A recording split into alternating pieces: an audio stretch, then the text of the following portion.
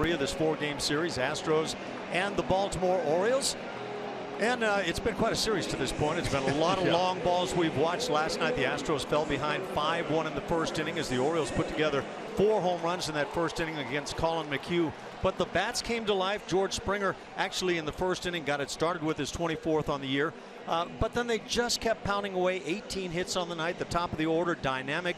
And when it was all said and done, a very nice victory. Yeah, it was kind of crazy to see Colin McHugh go out there in those 4 home runs by the Baltimore Orioles before an out was recorded. It's the first time we've ever seen that in Major League Baseball history. So if that's any indication of what's going to happen tonight, buckle up because that ball is going to be flying. And for Mike Fiers, a guy who tends to leave it up in the strike zone quite a bit, maybe that curveball, the changeup needing to be utilized considerably tonight. A.J. Hinch will send the boys out and tell them to get their swings in. These Orioles do tend to hit a lot of home runs. They lead the major league in dingers. And so it figures to be that kind of night. It has been that kind of series to this point.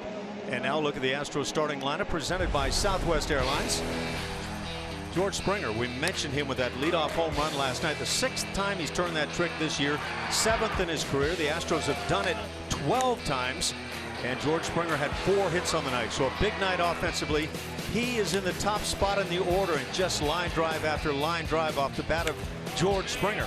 Like to see him stay hot in that top spot, and he becomes a very dynamic force when he swings it well. He'll be followed by Alex Bregman and Jose Altuve. The middle 3, Carlos Correa, Evan Gattis, he's the DH tonight, and A.J. Reed. And the bottom 3, Teoscar Hernandez, he hit a bomb last night. Jason Castro is behind the plate, and Tony Kemp gets a start in left field. Chris Tillman is going for the Baltimore Orioles, a right-hander, making his 26th start. You see that record, 15-4, doing very good. He also likes pitching at home. He is 8-1 here at Camden Yards with a 3.74 ERA. And in 13 starts here at home, the Orioles are 12-1 in those starts for Chris Tillman. Well, Blummer highlights it very well with Tillman. He's been effective. He finds the inside corner with his first pitch at just 86 miles an hour. As Springer appeared to be taking all the way. Fastball averaging right around 92 miles an hour. Also has a changeup, curveball, and slider. Quickly 0-2 the count on George. With the 4 hits last night, Springer has the batting average up to 262. Right-hand hitters have hit just 239 against Tillman on the year. The lefties right in that same range, 232, so he's been equal in handing out punishment to hitters. Brings a little slider that misses low. They appeal down to first base. The umpires tonight behind the plate, it's this crew chief Dale Scott down at first base. Lance Barrett, Bob Davidson will be calling box down at second, and Dan Iasonia is at third.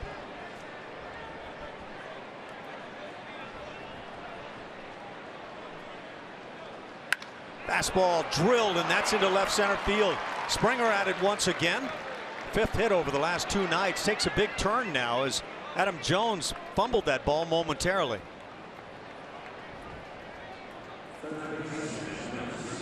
Ball smoked off the bat of George Springer. We're going to look at our MD Anderson strike zone to see the location on that pitch that was hammered right back up the middle. Yeah, he's feeling the groove right now. He's 4 hits yesterday. He has been doing great out of that leadoff spot, providing a little bit of pop. But when that bat's going well and he's on base, usually leads to good things for the Houston Astros. So Springer aboard. That running game has not been a strong force for George this year. It brings up Alex Bregman. He's hit in 4 straight, and he has been swinging consistently a strong bat as he takes a strike. After that extremely slow start when Bregman came up to the big leagues, he has hit his first major league home run. In fact, his first couple. He hit one here in the series, and it was a tremendous bolt out to left center field. 8 for 18 in his last 4 games, a couple of dingers and 6 RBIs. The count at 0-2. Sits safely in 12 of his last 13 now, and we mentioned the modest 4-game hitting streak. That first major league home run came against the Cardinals back on the recent 2-game homestand. Brought up to the club July 25th, and of course he bats in front of Jose Altuve, who is the leader in numerous categories around the major league. Offensively, just tearing it up. What a year he is having. For Bregman, the batting average overall now at .221. 1-2 the count. Just the first inning. George Springer has led it off with a solid base hit. The Astros put up 18 hits in that victory yesterday.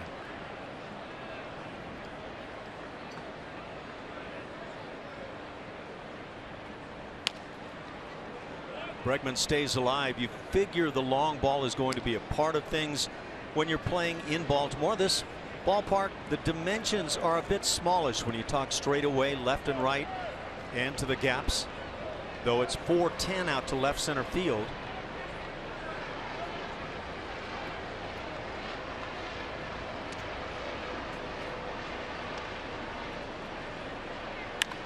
Hit high and deep left field, and this one's getting out in a hurry. Number 3 for Alex Bregman. A 2-run shot, nobody out here in the first inning as the Astros take the 2-0 lead. There we go again.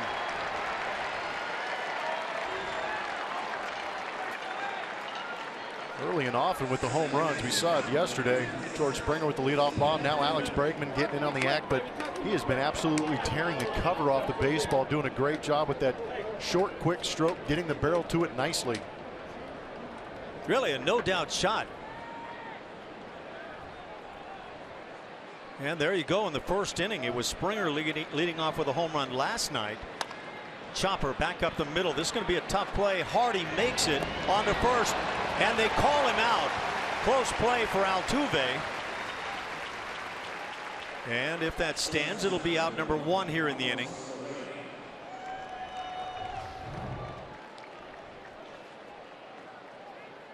He's out. And you see they got him.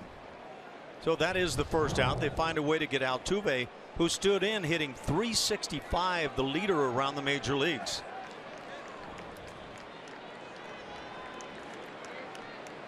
Nice play by J.J. Hardy, who continues to play a very consistent shortstop for the O's. With 1 out, it brings up the cleanup man, Carlos Correa, and he has been struggling. Did have 1 hit in last night's game.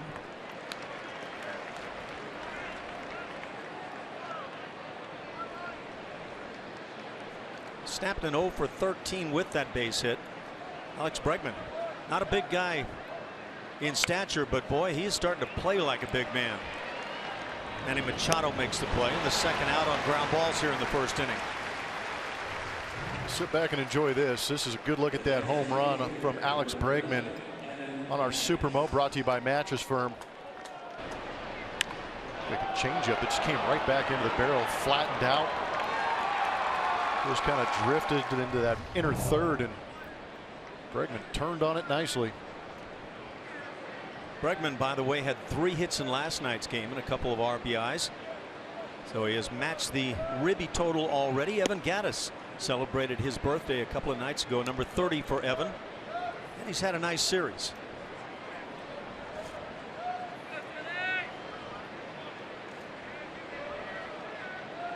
Five for 8 here with a dinger. Couple of ribbies for Evan.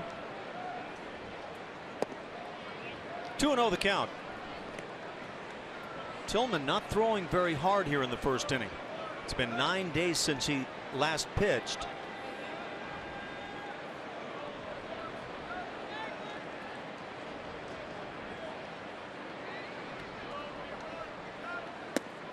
And now 3-0 as A.J. Reed waits on deck. Two clubs have split the first couple of games. The Astros have won 4 out of 5 on the season series.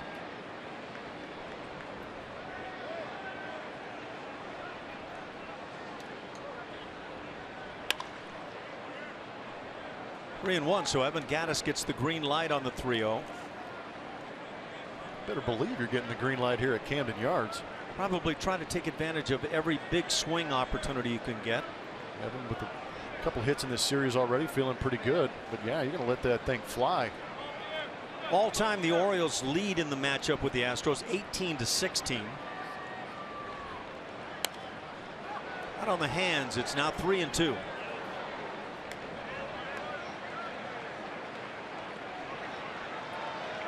50 hits between both teams coming into this third game of the series. Now there's 52 and counting. We have absolutely seen a ton of offense. Man. And no sooner did we say the home run ball figures to be a big part of things, and Alex Bregman takes care of that act here in the first inning. Line shot, that's into left center field, finds the gap and goes to the wall. Another hit for Evan Gattis as he'll glide into second base. A 2-out double that will bring up A.J. Reed. Now 53 hits. But in looking at these past two games, there weren't very many that were just drop shots getting blown up. Not too many broken bats. There have been a lot of barrel finders being thrown in this series. Don't know what you are evaluating here in the first inning, but as we watch that beautiful swing by Gattis, it doesn't appear to be the best of stuff from Chris Tillman.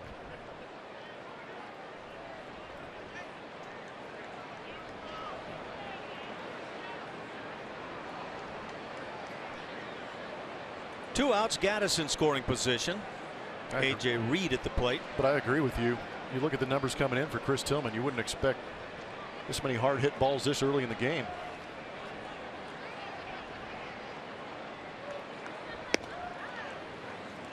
Mentioned that it's been 9 days since the last start for Tillman.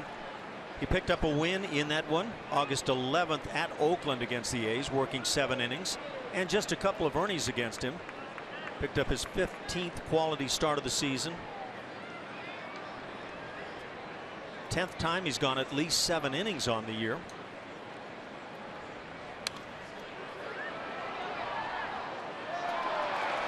Ball and a strike on Reed. A.J. hitting 186.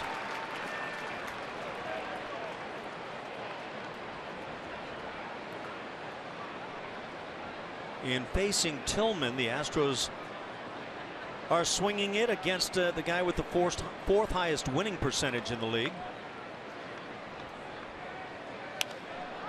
Good swing by Reed. Got a pitch to handle. Man, a couple pitches to drive just a little bit late. That barrel underneath it. Watch that attack angle just a little. That's too much of an angle. You can't miss that one, can you? Not at that kind of velocity. You shouldn't. I know you kick yourself as a major league hitter when you do foul that pitch off.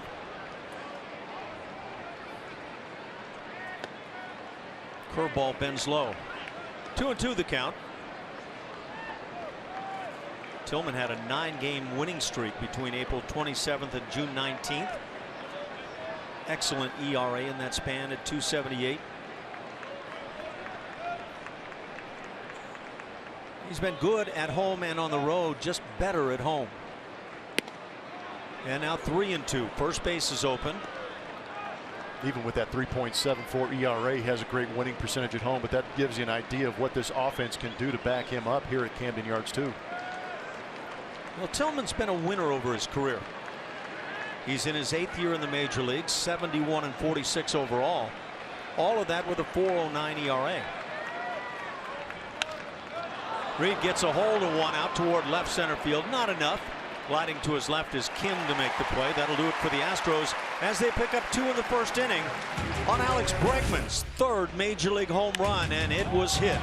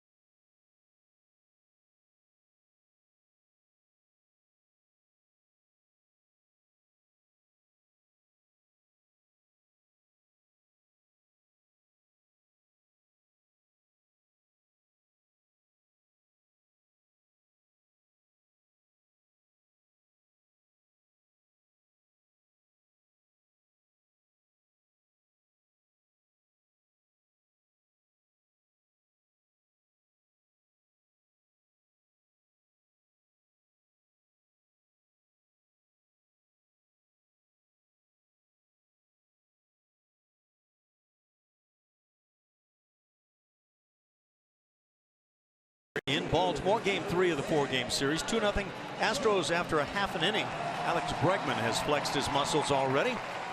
For the Baltimore Orioles, Buck Showalter leading it off. Adam Jones followed by Hyun-Soo Kim and Manny Machado. The top 3 spots. In the middle, Mark Trumbo, major league leader in home runs, Chris Davis and Jonathan Schoop. And the bottom 3, still a lot of power. Pedro Alvarez, J.J. Hardy, and Caleb Joseph.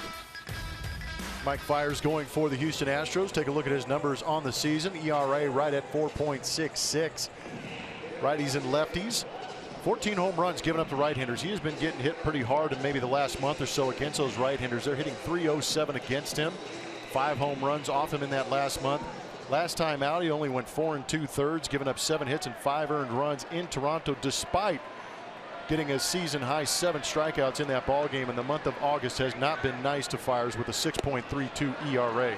Mike Fiers starts out the night with a changeup. Adam Jones free swinging, winds up out in front. Well, he got himself a first pitch cutter last night, hit a laser beam into the left field seats.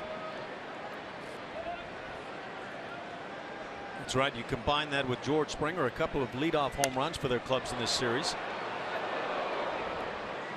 Quickly Fiers with the 0-2 count. That's an unusual start right there. Change up fastball to start the first hitter of the evening. Well, you got to pitch to the hitter. You can't pitch to the position in the lineup these days, especially with guys like George Springer, Jose Bautista, Adam Jones in that leadoff spot. That's a good point.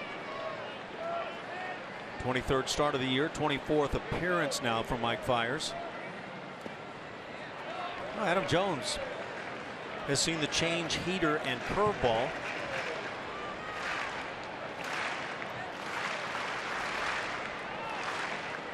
Last time out, Fiers took a loss, his 6th on the season. Gave up 5 runs and 7 hits in 4 2/3 innings. That against the Toronto Blue Jays. That's a good club. And you look at that American League East where the Orioles reside. Blue Jays lead by a half a game over Boston, a game and a half over Baltimore. And so that figures to be quite a ride down the stretch now for those clubs. Curveball got him on the 2-2, the over-the-top hammer, and the first out recorded by Mike Fiers.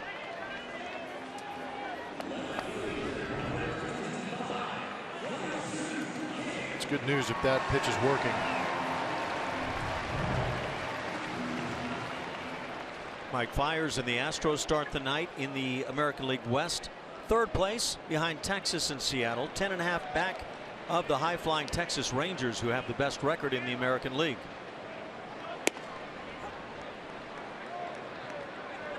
Hyun-Soo Kim stands in, takes a strike.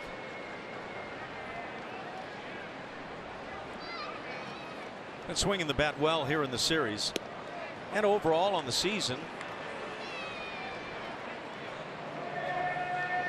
Mike Fiers throwing strikes.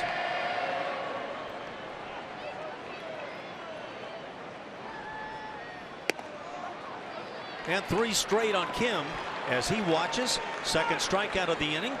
With 2 down, it brings up 3rd baseman Manny Machado. There's the old trick 'em heater right down the middle. Probably not a pitch you want to take a whole lot.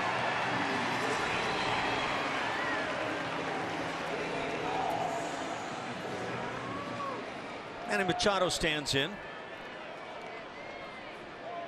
And regarded as one of the game's elite 3rd basemen, young or veteran. 28 home runs on the year. He's driven in 74. And he takes a strike.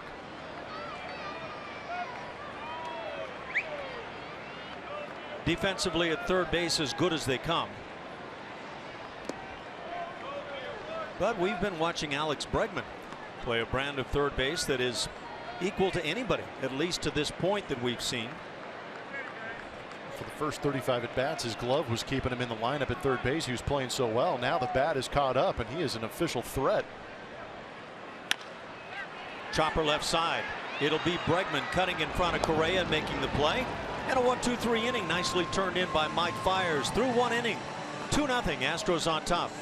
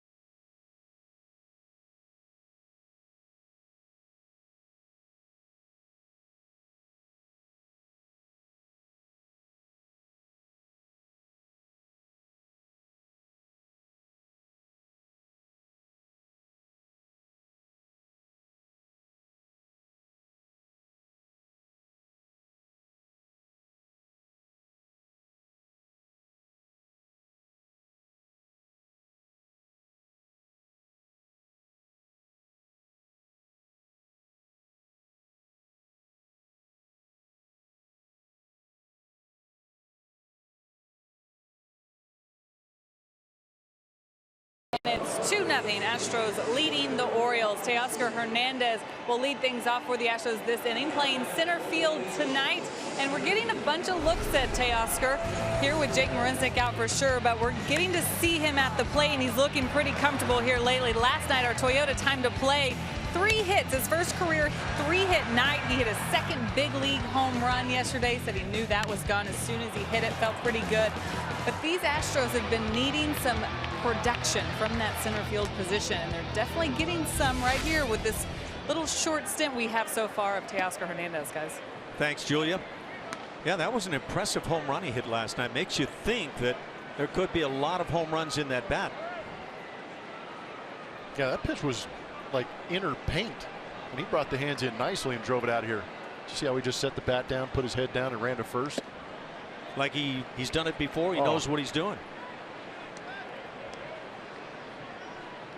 Teoscar Hernandez last night, one of 5 Astros hitters who had at least 3 hits on the night. We mentioned that Springer went 4 for 5. Hernandez was 3 for 4, drove in 3, and that from the 9th spot in the batting order.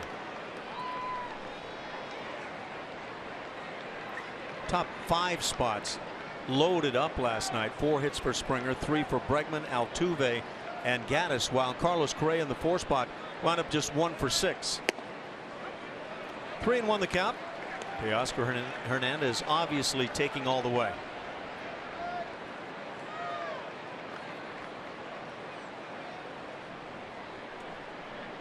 First major league 3-hit game. Already 2 dingers. And now draws the walk. Gets it started here in the 2nd inning. That'll bring up Jason Castro.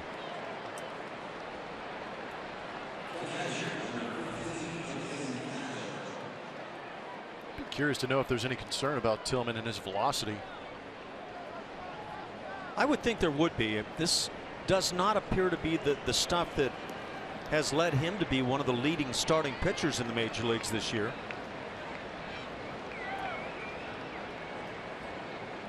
Hernandez leads from first, held on by Chris Davis.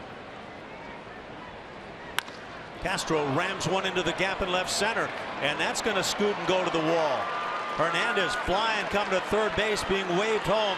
He'll score without a throw. RBI double Castro, and the Astros extend the lead 3-0 in the 2nd.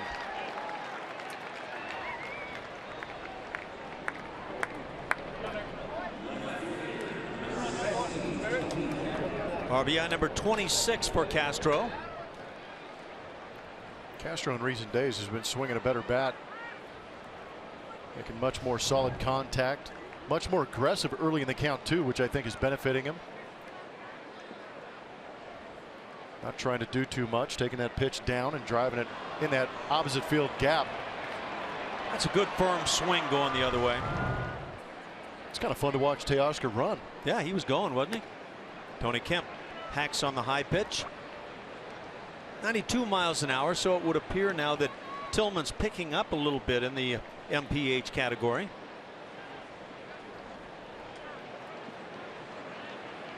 Tony Kemp hitting .246, second stint now with the club.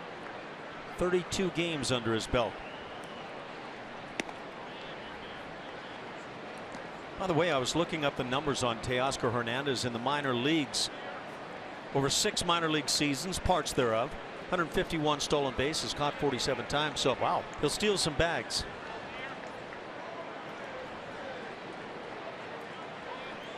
Castro leads from second. This one's lined to center field. Jones is there to make the play. Another ball hit hard against Tillman. Out number 1.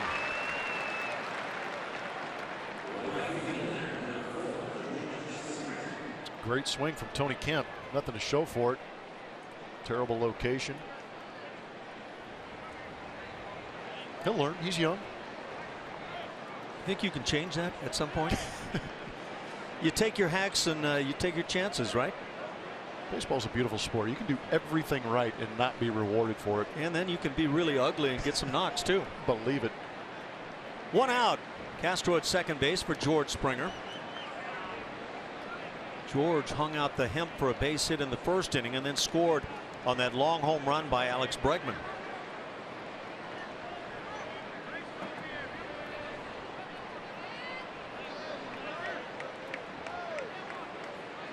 Springer's now 6 for 10 in the series. The 4 hits last night, a season high for George. By the way, Caleb Joseph, you have noticed behind the plate tonight, is there in good part because Matt Wieters, their everyday catcher, is on a paternity leave now as his wife has given birth. I believe that happened today at 6 a.m. Congratulations to Matt. Springer takes a strike, 2-1. Now there's rain in the forecast for tomorrow. I heard a little question going on about whether Buck Showalter would how things might play out. Does he really want to have that game take place while Matt Wieters is gone from the club? Does that factor in? Shouldn't. And now 3-1 on Springer. Sounds to me like you're cheering for a quick bang of tomorrow's game. No. In fact, very much contrary to that. Now, you don't want to come back on September 1st? You know what I say? If that rain that we've seen that's scheduled to really come in about 11 o'clock, but what do those guys know? Maybe get out here for an 8 o'clock early session and go at it. You're going to change the game time to, of course, do some dawn patrol. 3-2 now as Springer had started toward first.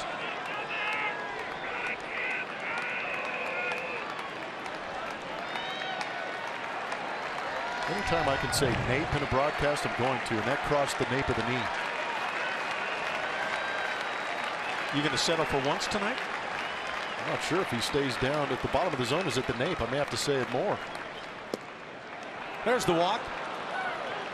Springer heads on down to first base. As the Astros threaten here in the second, we check in with Julia. Thanks, Ash. You know, with the way Bregman's been swinging the bat lately, everyone in the clubhouse talking about it, and A.J. Hinch actually giving Bregman, the rookie, a little grief, saying, yeah, those homers are good, but what about your first at bat? You keep striking out, and it's true, he does struggle in that first at bat. Not today, though, with that home run he just hit. He's got to be feeling a lot better. Even A.J. said, I should bat you ninth. He's like, no, let me get that first at bat out of the way, but he's probably feeling good after that first at bat today. Well, the Astros ought to feel really good about it too. Thanks, Julia. And there's a knock, second of the night for Bregman. Being held at third is Castro. The Astros have him loaded up with 1 out as it brings up Jose Altuve, and Alex Bregman right on cue with Julia's words there, lining one to center. Just keep hitting. He is so locked in right now. There is not much thinking going on in that batter's box for Alex Bregman. He is thinking one thing, just get it ready and recognize early, and he is doing that. That's why he is getting the barrel on the baseball as consistent as he is lately. Well, he's got that really still hand positioning as he approaches the pitch. And when he first came up to the club, what I thought I saw was a little bit of a cock. And it looks like he's taken that out of there and kind of back to what we had seen with Bregman as he first showed up in the spring training this year. That's what I noticed with him. Whatever he's doing, it is working very well. He is just very quiet in preparation for the pitch. So that means his head is not moving a lot, so he is going to be able to see the ball a little bit longer. You know, one of the guys that I had mentioned in watching Bregman that he had reminded me of a bit was Paul Molitor, yeah, a guy who held the bat very still and hit right from that position. Yeah, we were in Minnesota, and that's exactly what I felt too, in remembering how Paul Molitor swung. He barely had any bit of a load, if he did at all. Yep. But so just very quick and direct to the baseball and threw it. Exactly right. Bases loaded for Altuve with 1 out as the Astros try to open this thing up early. It's 3-0 Houston. Altuve gets tied up and fouls it on the right side.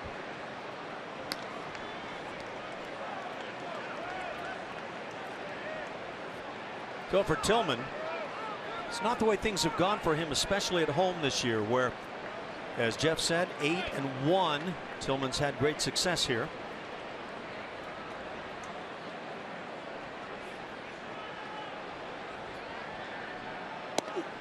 Altuve was thrown out on a close play back in the first inning. Nice play by the shortstop, J.J. Hardy, as he went to his left. Altuve started the night at 365. He's at 364. You know, you keep talking and you keep hearing teams, how do you get Altuve out? This is how you get him out. You load the bases. He's hitting 167 this year, and I believe 208 on his career with the bases juiced. Chops one third base side. This is going to stay fair. It'll be an infield single as that'll play to run. So Altuve, who finds ways to get hits, and he finds another one right here. Infield single. It's 4-0 Houston.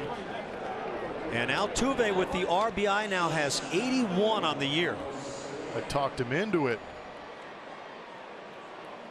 He'll take it any way he can get it. And if you're into exit velo, we'll have to look that one up.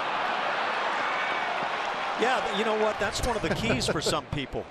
And I don't think Altuve is going to make clubs with that kind of hit, but let's see how that works out. 365, that batting average now for Jose again. It brings up Carlos Correa, bases juiced.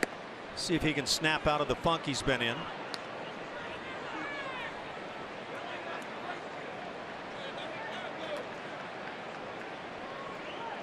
By the way, at the start of play tonight, Altuve with 175 hits. He's added one to it. Mookie Betts, second best at 162, 13 back. Good swing by Carlos. Ball and a strike.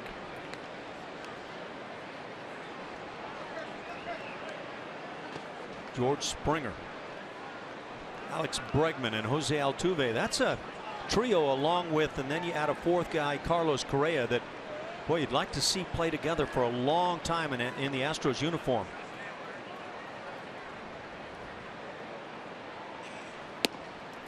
Two balls and a strike. In terms of the batting average in the American League, Altuve at 365. Yunel Escobar of the Angels at 320. He's second.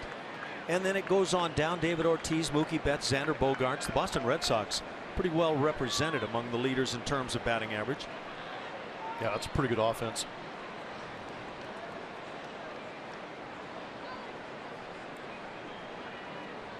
The Astros have pounded out 6 hits already.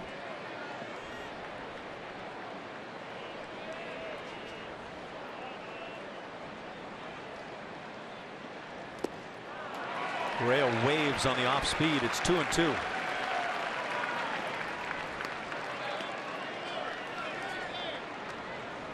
Here's Tillman trying to find a way to get these suddenly hot Astros bats.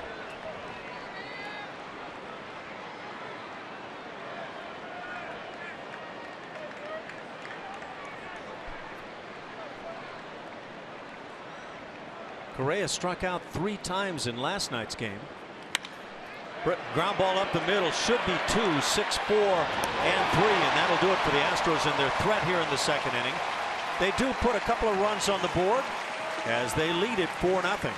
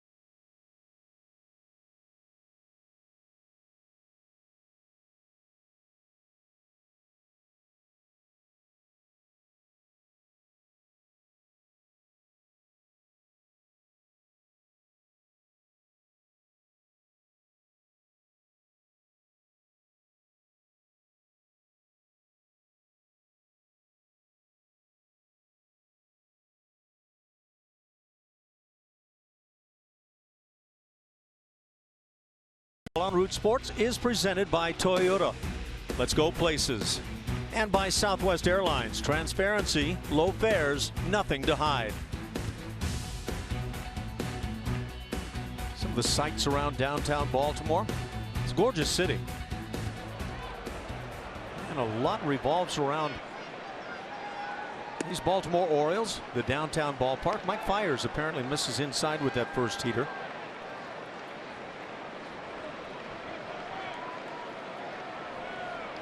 Right downtown amongst all the businesses. Mark Trumbo at the plate. Big league leader in home runs. He's hit 36 on the year. He was the first guy to get to 20 around the bigs this year.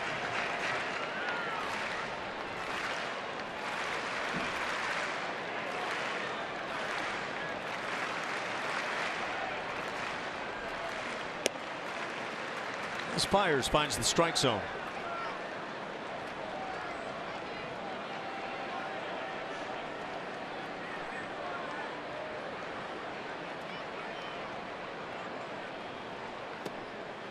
And that changeup taken quietly by Trumbo. Trumbo competed in the home run derby this year. He was the #1 seed going in. He eventually fell to the champion Giancarlo Stanton of the Miami Marlins, who have had a very good surprising year. 3-2 now. Up and in with the heater at 88. So he just got an up and in far enough, because usually middle in is where Mark Trumbo does most of his damage. Be willing to say 35 of his 36 home runs have been on pitches middle in. Change got him.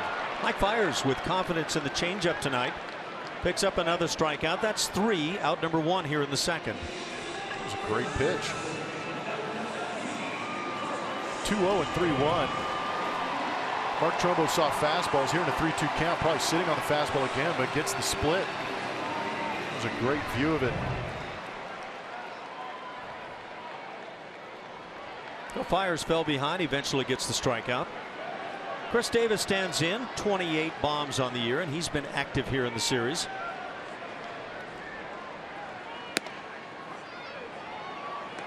Top end of the strike zone. You know, you were talking about Matt Wieters being on the paternity list, and Buck maybe thinking about postponing that game a little bit early tomorrow.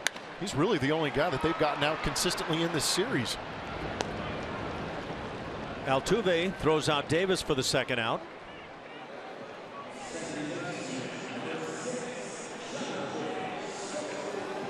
You get to this time of the season and rainouts can become very troublesome. It's the last meeting scheduled between the Astros and the Orioles tomorrow. They do have a common off day. That's September 1st, but that's a day that's a travel day for the Astros to head to face the Texas Rangers. So I think everybody hopes you can get that game in tomorrow. With 2 outs, Jonathan Schoop, the second baseman, stands in.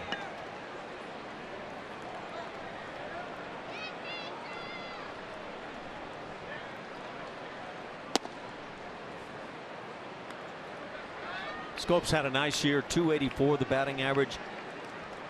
He's been productive with 18 home runs, 63 ribbies. Shift on in the infield. Line drive. That'll avoid all shifts. A solid base hit with 2 outs.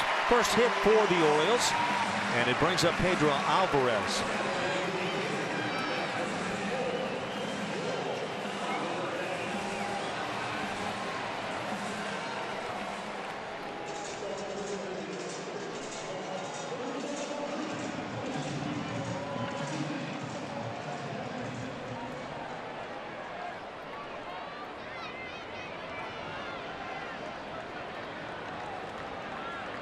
Alvarez also has produced well with 19 home runs. And again, this shift employed. It's almost a standard now with the left-hand hitters at the plate.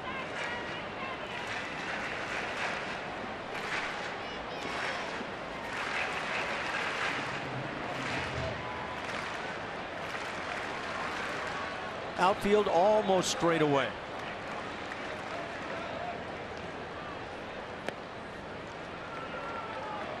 One ball and one strike. Alvarez in his 7th year in the big leagues, first with the Orioles. Everything prior with the Pittsburgh Pirates.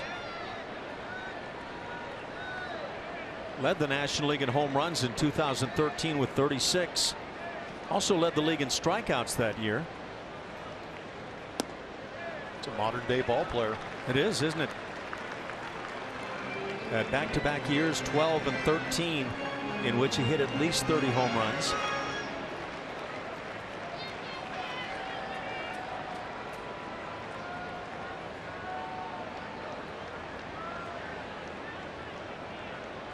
He's a career .238 hitter, but he's hit 150 home runs.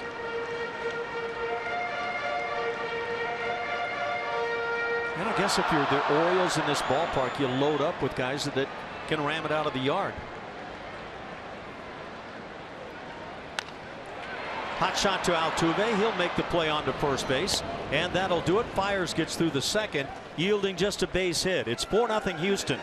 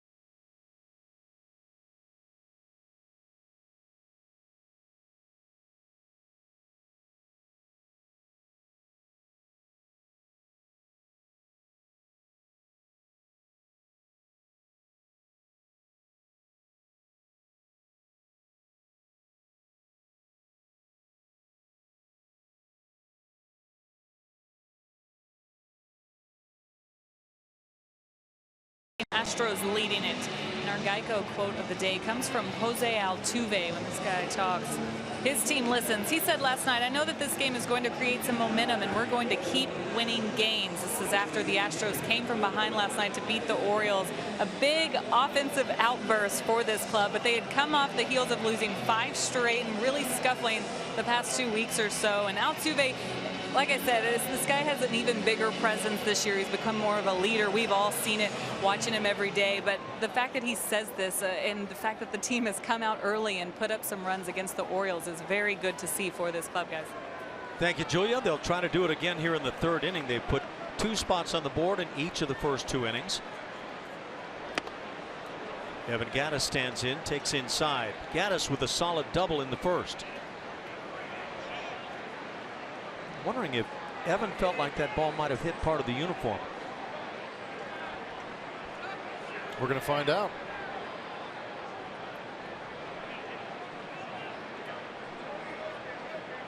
I think you could read Trey Hillman's lips and said it hit him. Looks like we're going to take a peek at it. Can't miss it with those shades on, can you? Shouldn't anyway, right? We've teased Trey. Up and in. Does it catch the jersey? Look like it may have. A little bit of a wrinkle. And Evans not one of those guys who's going to start begging up there. That's for certain. Yeah, you can kind of see it was a casual conversation between Evan Gattis and the home plate umpire. Just kind of looking back going, hey, I think that ball may have grazed my jersey. Certainly no pain involved. With the way he's been swinging the bat. Wonder how he wants this call to go. Yeah, there are times when you're really feeling it. You're hitting the ball hard. The double back in the 1st inning for Evan. He's been hitting the home run ball. you might say, no, let's just go ahead and move on. I'll take some hacks here. Evan turns around, says, hey, don't listen to our coaches. Just keep playing. So they take a peek in New York. I don't know, based on that view we had, do you think they can overturn that call? It was a tough angle from head on. We're going to give it to him. He couldn't find Evan Gattis. When he finally did, he told him, head on down to first base. So a hit by pitch to start things. We've got time now to look at Jack in the Box, who's going to take us inside the box score. Last 10 games for the Houston Astros, that batting average at .301. The opponents at .299, home runs. Wow. The opponents are taking advantage of some of that Houston Astro pitching. 11 more home runs. Right around the same number of runs scored per game. But we haven't really seen that stretch where the offense has been absolutely tearing it up and getting that good pitching at the same time. Yeah, that's a nice stretch you'd love to see continue for the club. They're 9th in the league in runs scored. In terms of batting average, 13th. The last couple of nights have helped this club. They came into the series 14th. Only Tampa Bay had hit for a lower batting average as a team. Running game has slowed down a bit. They're 2nd in the league. A.J. Reed is one of the guys that's starting to get much better swings. Ball and a strike on A.J. Definitely taking much more confident swings. Alex Bregman. Maybe one of the things you might do with a hitting coach is say, you know what's working for me right now, and I want you to remember this and remind me when I go astray a little bit. Not a bad thing to have that conversation with one of the hitting coaches.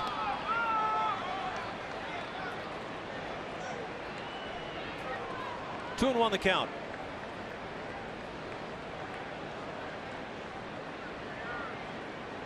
The Astros picking up 2 in the first on the 2-run dinger by Bregman. 2 more in the 2nd inning. And now 3-1 the count. So for Chris Tillman, it has not been a sharp start. 54 pitches, top of the 3rd. The Astros bats have let him know when he's thrown strikes tonight. That's for certain.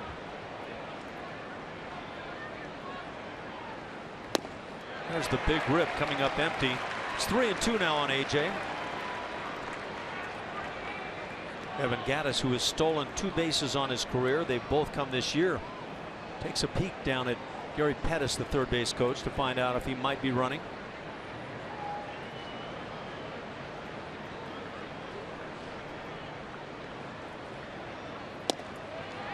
And another walk. Back-to-back free passes if you consider the hit batter to start the inning. Gattis and Reed aboard for Teoscar Hernandez. And Buck Showalter trying to figure out what is going on. It's not a good start. 25 pitches, 24 pitches in the 2nd, 7 to start out this 3rd inning. These Orioles have a battle on their hands. Of course, the Astros are not going to give up. They are going to continue to battle and try to make things happen somehow in that wild card chase. We mentioned 2004. The Astros got into the postseason by playing 32-10 down the stretch, and they lost the first of those 42 games. That's what the Astros did 2 nights ago. They came back winning last night. So though you say, well, it's not likely, it has happened.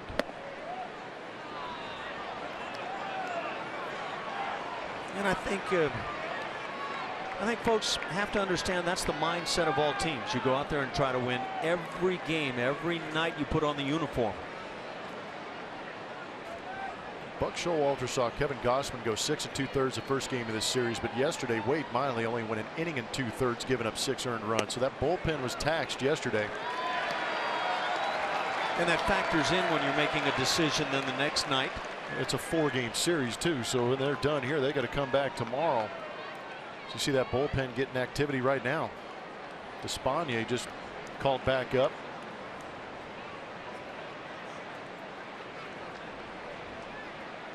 Two balls and a strike. And now 3-1.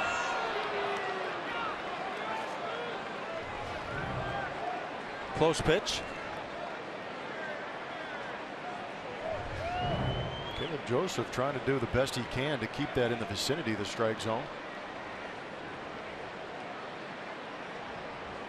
Just amazing that catchers are getting evaluated on how many calls come on pitches like that. That's a strike on the inside edge. 3-2. As a hitter, you're only looking for consistency. And that's not. One's a ball, one's a strike. I don't know, Ash. We need to go back to the tape and see what your frame saving skills would do. No, keep yourself feeling healthy and good.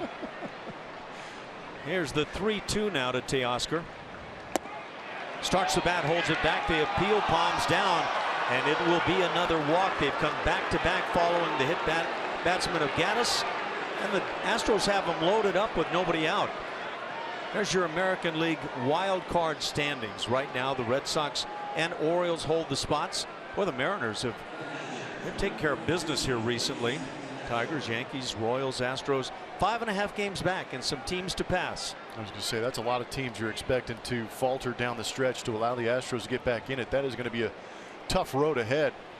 You are going to have your matchups against the Mariners. But yeah, that's a lot of baseball to be played in front of you to allow you an opportunity to sneak into that wild card situation. The Orioles have turned one double play on the night. That came to end the second inning with Correa at the plate. But nobody out here. Jason Castro will stand in. He doubled as he raked one into left center field and then scored. Also drove in a run with that double. Tillman continues to miss on that arm side of the plate.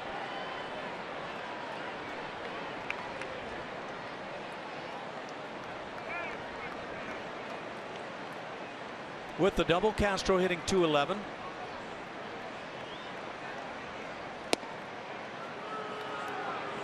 And now 2-0. Overcompensated right there.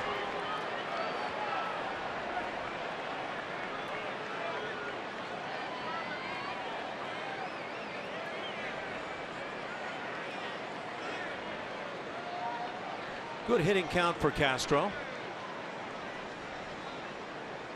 Never want to let off that pedal. Jason takes a strike.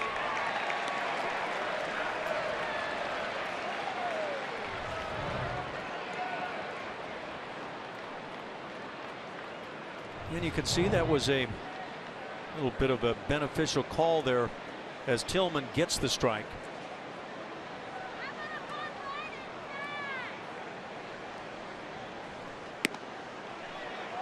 This one called away. Caleb Joseph, the catcher, set up inside, and he has set up numerous times here in the inning. To that one side of the plate, it would be away on the right-hand hitters, in on the lefties, and yet Tillman consistently has missed to his right. 3-1.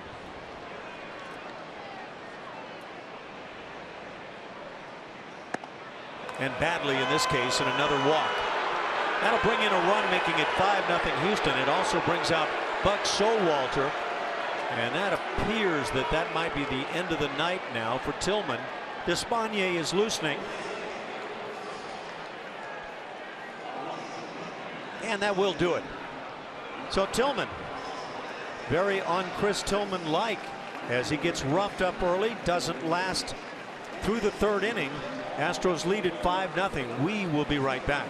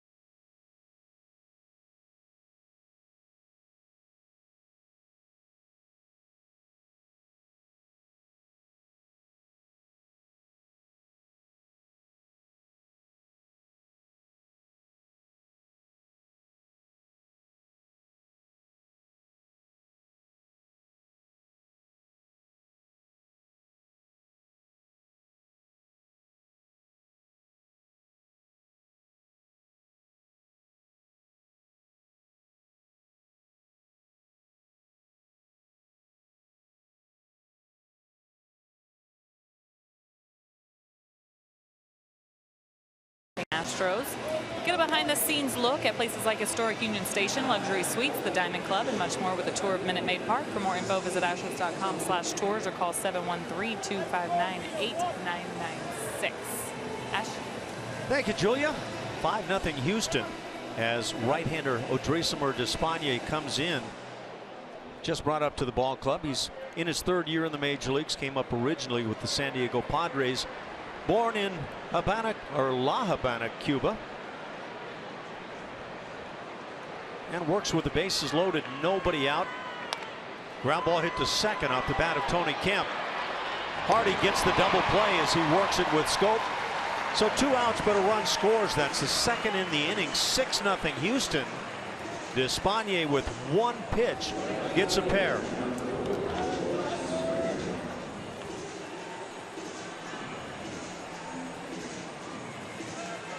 No RBI for Tony Kemp.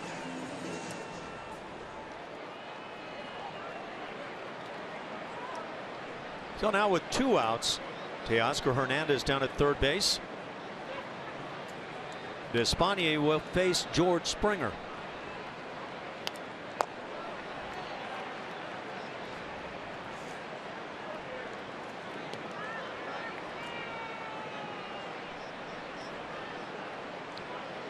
Swinging it well, George Springer, 1 for 1 on the night, hitting .263.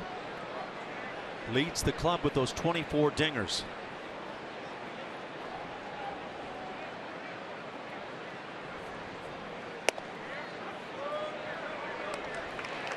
Might have taken one to handle right there. Yeah, he might have been looking off speed. Spagne's got a fastball. He's a pretty good cutter. We saw it the first pitch. Also a slider, changeup. Over the last 10 games coming in, George Springer hitting .378. The 4 hits last night didn't hurt that cause. 5 doubles in that span, a couple of home runs, and 9 ribbies. As George has been putting a push on now at 70 RBIs. Goes through on that slider. So Despaigne gets the job done as he gets through the 3rd inning. Couple of runs score, 6-0 Houston.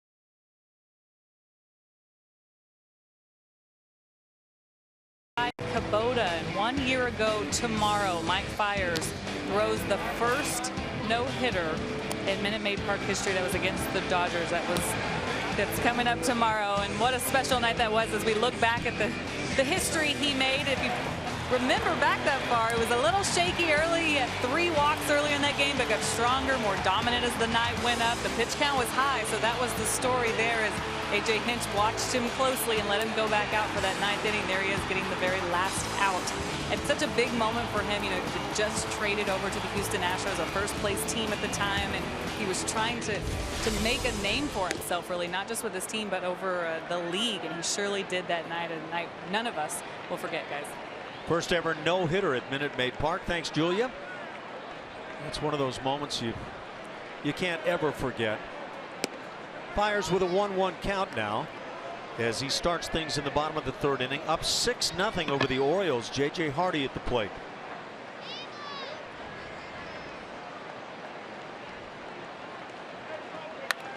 High fastball hit sharply to right. Springer comes on and dives. George Springer coming up with another gem on out number 1 here in the third inning. See it all year long with this guy. Such an incredible athlete. Came up playing center field, has moved to right field here in the big leagues, but still just rangy. Really no respect for his body. Continues to throw it around out there to protect these pitchers. Not easy to do, diving in on this line drive off J.J. Hardy's bat. I think what's even more promising is the injury history of George Springer. He has been healthy and played a lot of baseball this season. It is great to see. What a difference that makes, doesn't it? Yes. And we say that while Luis Valbuena is still out and ailing. And Julia talked about him during the pregame. Apparently Valbuena not close to coming back now after having a little setback yesterday. Let's watch George Springer again. You can always watch more of him. Been getting good jumps, good reads. I think when we first set eyes on him and he came up with the club, diving plays in Oakland and kind of all over the place that I just recall, and you realized right away he was a very unique, special, talented outfielder the Astros would hopefully have for a long time.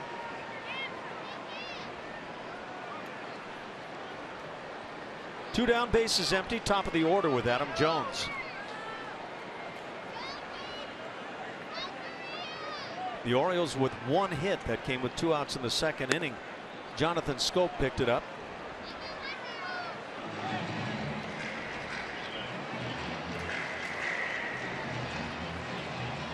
And this guy's been a fixture for the Orioles now for some time.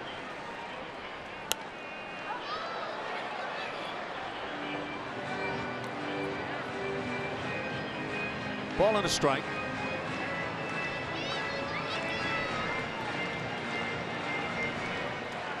Nice crowd on hand here in Baltimore. Really close to a packed house. Strike at the knees, 1-2. Tell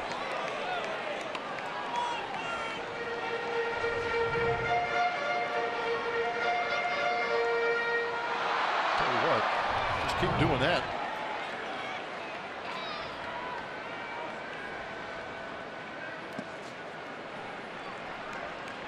Jones struck out back in the first inning. Offered on a breaking ball out of the strike zone.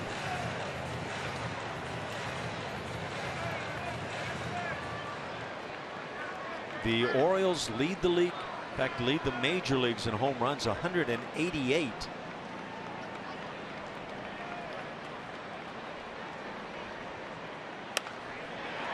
Looping into center field, that'll drop in front of Teoscar Hernandez. A 2-out single, second hit for the O's tonight, and it brings up Kim.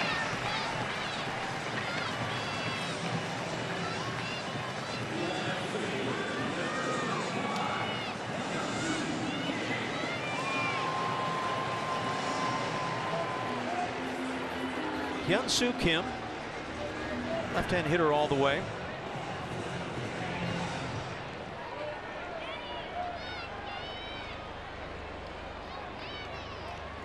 A couple of monikers, the hitting machine or Iron Man. From South Korea, 28 years of age.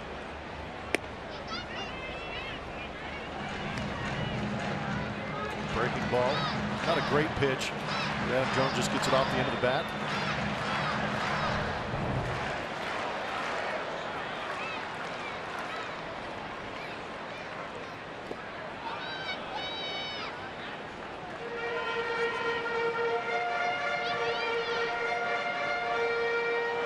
Kim has played a lot of ball in South Korea. Played with the Doosan club. 10 years playing outside the United States. Compiling 142 home runs. while hitting .318 lifetime. Pretty good numbers.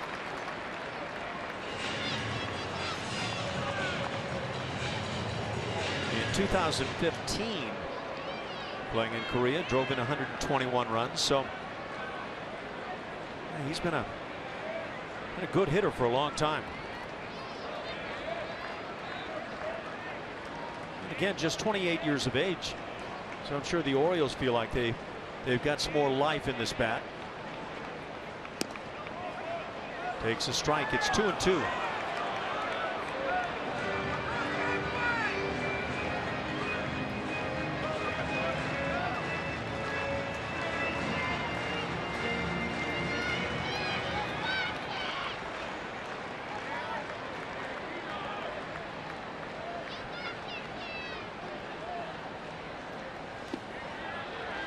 And now 3-2. That'll put Adam Jones on the move.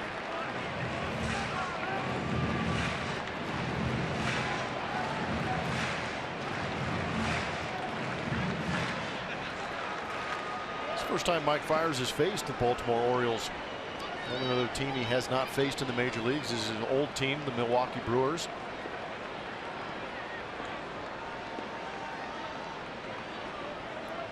He's been stingy with the walks through his career. There goes Jones. Off speed as it's just tapped foul. It's that old look with the Sox for the Orioles. You can picture Brooks Robinson. I don't know that Frank Robinson wore him that way. Well, they had some pretty good clubs. Yeah.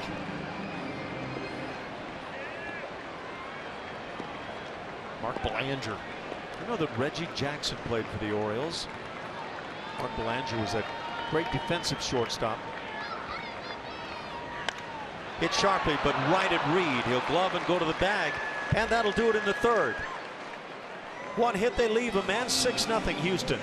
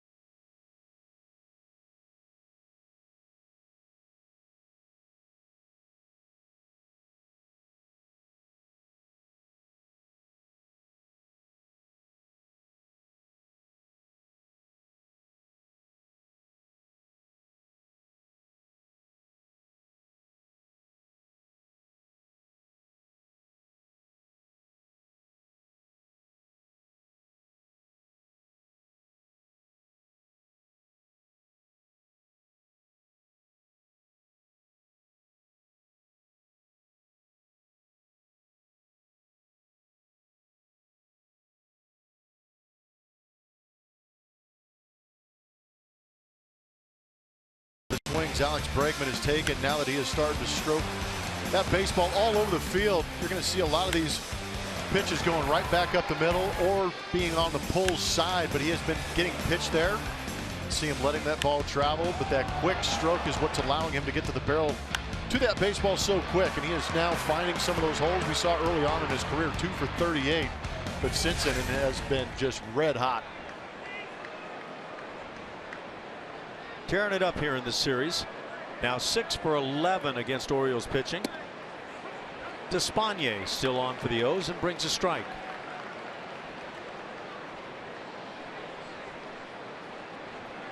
Two-run dinger back in the first inning was clubbed.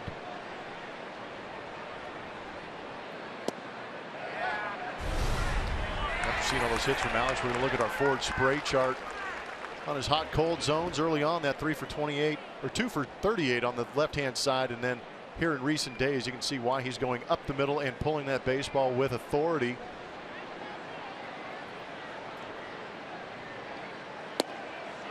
Just missing down and away. 1-2 now on Alex. Changing arm angle.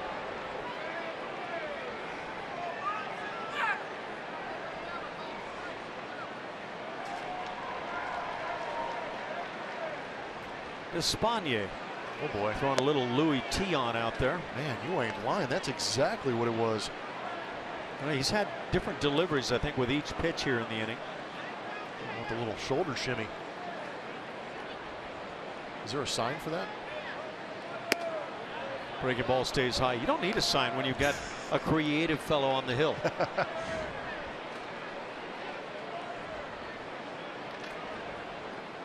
I got to face El Tiante a little bit. How'd you do? I don't recall ever doing anything well, so I don't imagine that it's going to be a big positive. Strikeout of Bregman. That starts the 4th inning. Saw those hot cold zones. That pitch on the other third gets Alex.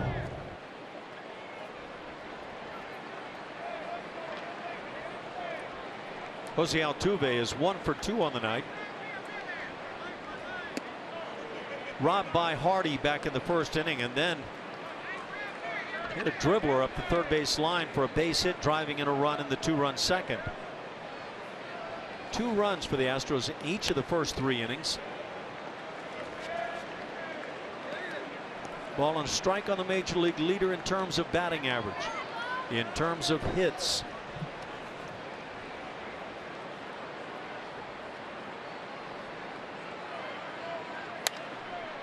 Lines it, but foul to the seats down the right side.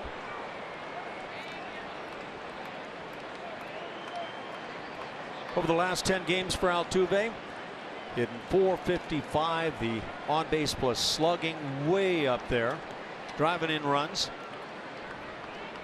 And Altuve, in terms of RBIs now, picking up 1 tonight, has 81 on the year. Watch out, Carlos Correa, he leads the club with 83. George Springer and Jake Marisnick, as they so often do, spending time together and talking baseball. Like George is trying to emulate Jose's swing. Lower half going one way, hands going the other. Well, you think there might be reason to watch Altuve a bit, right? But he's also one of those unique guys. It's sometimes hard to copy a guy that is so good and unique. Altuve draws the walk. He's aboard with 1 out for Carlos Correa. What does Stats Inc. have to say about Jose? Well, they're projecting out from here till the end of the season. It's going to end up with 228. How about 26? He's going to be a 25-25 guy. 114 runs and 104 RBIs. That would be some kind of MVP type numbers right there. Yeah, it doesn't look like he's going to win a stolen base title this time around. He's too busy driving the ball out of the ballpark. Well, there you go. 228 hits. That would surpass the 225 of the batting title year 2 years back. And the batting average. Yeah, clearly.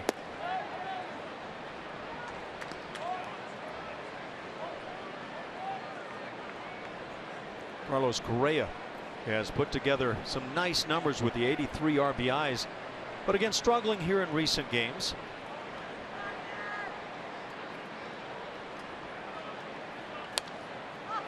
Tries to shoot to right field.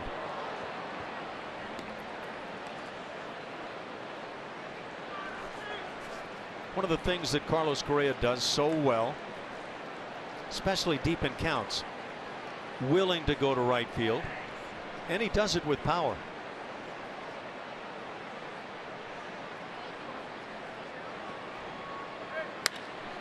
Hits it deep down the right side, but it's going to slice foul. But that might have had home run distance. It's such a luxury when you know you can drive it out the other way. So most of the time guys don't want to go the other way because all their power is to that pull side.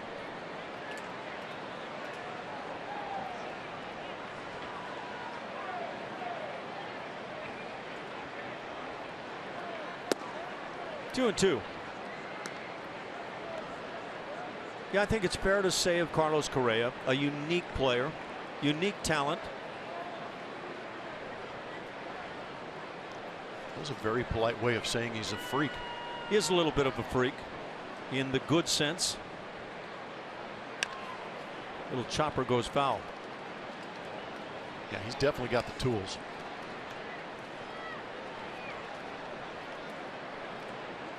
Yeah, I've heard you bring up a name in the past, kind of talking about that unique freak that you play with that just has better talent than a lot of the guys around him or anybody around him.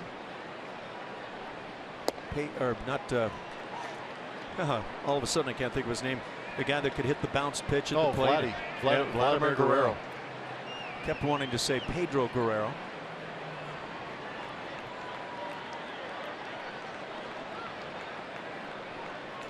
Yeah, Vladdy was great. Altuve goes. The pitch grounded foul. Pete McCannon was our third base coach in Montreal. I came up with Vladimir Guerrero through the minor leagues. Obviously, he beat me to the big leagues just because he was such a phenomenal talent, and in that organization had plenty of time to move up quickly. But we all get to the big leagues, and Pete McCannon, I believe, is the manager for the Phillies now. We're watching Vladimir hit a down and in slider out the other way at the Big O up there in Montreal, and he comes down the line. Again, Altuve on the move. Appreciate these foul balls. Let me tell the story. Thanks, Carlos. But you know, it's me, Mike Mordecai, Ryan McGuire, you know, and a couple other guys on the bench, and he comes by. Pete McCannon looks at me, points at Mike, points at Ryan, and he goes, you, and you are never going to be as good as that guy. And all we could do is sit there and laugh because he was so right. Vladdy was such a unique talent. Okay, so you're playing with Vladimir Guerrero, and you see how good he is. Do you try to emulate that style? It's probably impossible. Again, Altuve on the move, and again a foul ball. You know what? You try to emulate it in batting practice and realize it doesn't work, so you just go back to the same old, you know, worthless skills I had to work with. You know? Oh man, we spend hours in the cage. You know, those guys that were on the bench and playing every now and then. And Vladimir Guerrero would be playing PlayStation at the time, facing the pitcher we're facing that night on the video game, and that's how he prepped for guys. It was hilarious. And he'd take the first pitch, hit a home run. Altuve running. Correa fouling. Meanwhile, I just hit a 48 hopper through the hole. Yeah, there he is. Yeah, home run. He was a specimen too. I mean, he was all of 6'4", about 230, 240, and just ripped. It looks like he got blown up right there. Oh dear. Yeah, stand up on it, Vlad. Vlad the Impaler.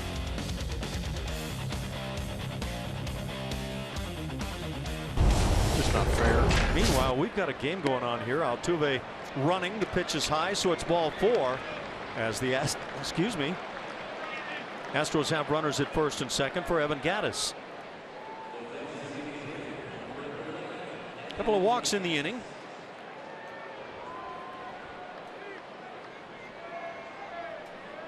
Six walks and a hit batter already issued by Baltimore pitching. By the way, great AB by Carlos Correa, fouling off all those pitches to work that walk.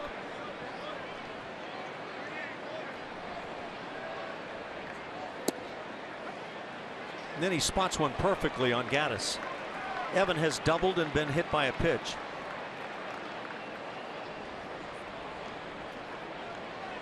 In fact, that's 7 walks issued now. Second by Despaigne. So Chris Tillman walked 5 before departing after just 2 innings tonight.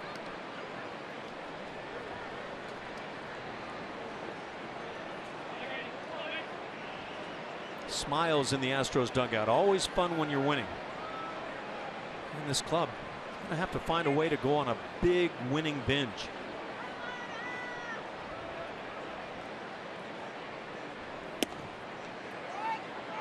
Two balls and a strike.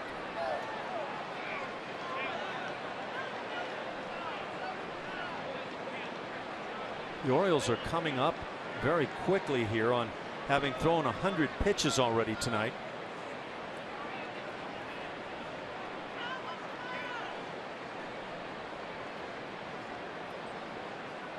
They're at 98. 2-2.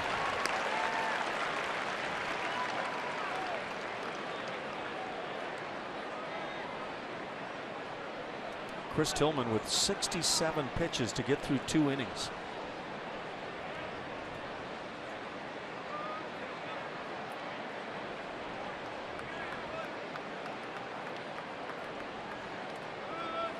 Check of Altuve. Nice job just battling and fighting one off. For Evan Gattis, that batting average at .243 now. He is 1 home run shy of 20 on his year. He is 1 ribby shy of 50.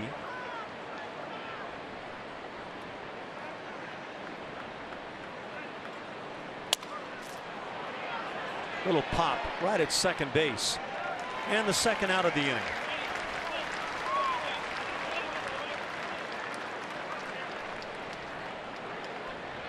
Gattis had some tough pitches to deal with there. And now with 2 outs, A.J. Reed comes to the plate. 0 for 1. He has walked and scored. Yeah, he's really bent over at the waist and sometimes has a tendency to chase those pitches off the plate away.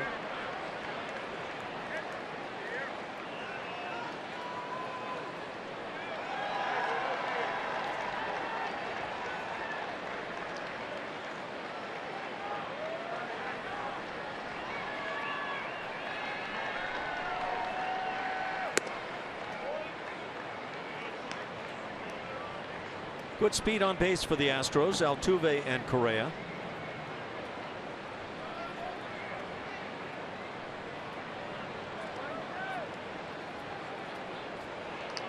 A.J. Reed has launched 3 home runs in his brief career now in the big leagues. Has a 2-0 count.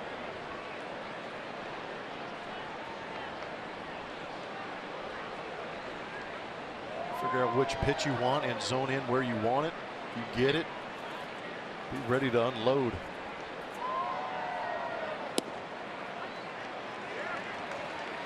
He's taking the 2-0 heater. One more game here with the Orioles. That's tomorrow at 12:35 Central. Dallas Keuchel matches up with Giovanni Gallardo. Keuchel comes in at 7-12. On the ground, slowly hit to first base. Davis takes it to the bag, and that'll do it. The Astros fail to score in the 4th inning, but enjoy a 6-0 lead.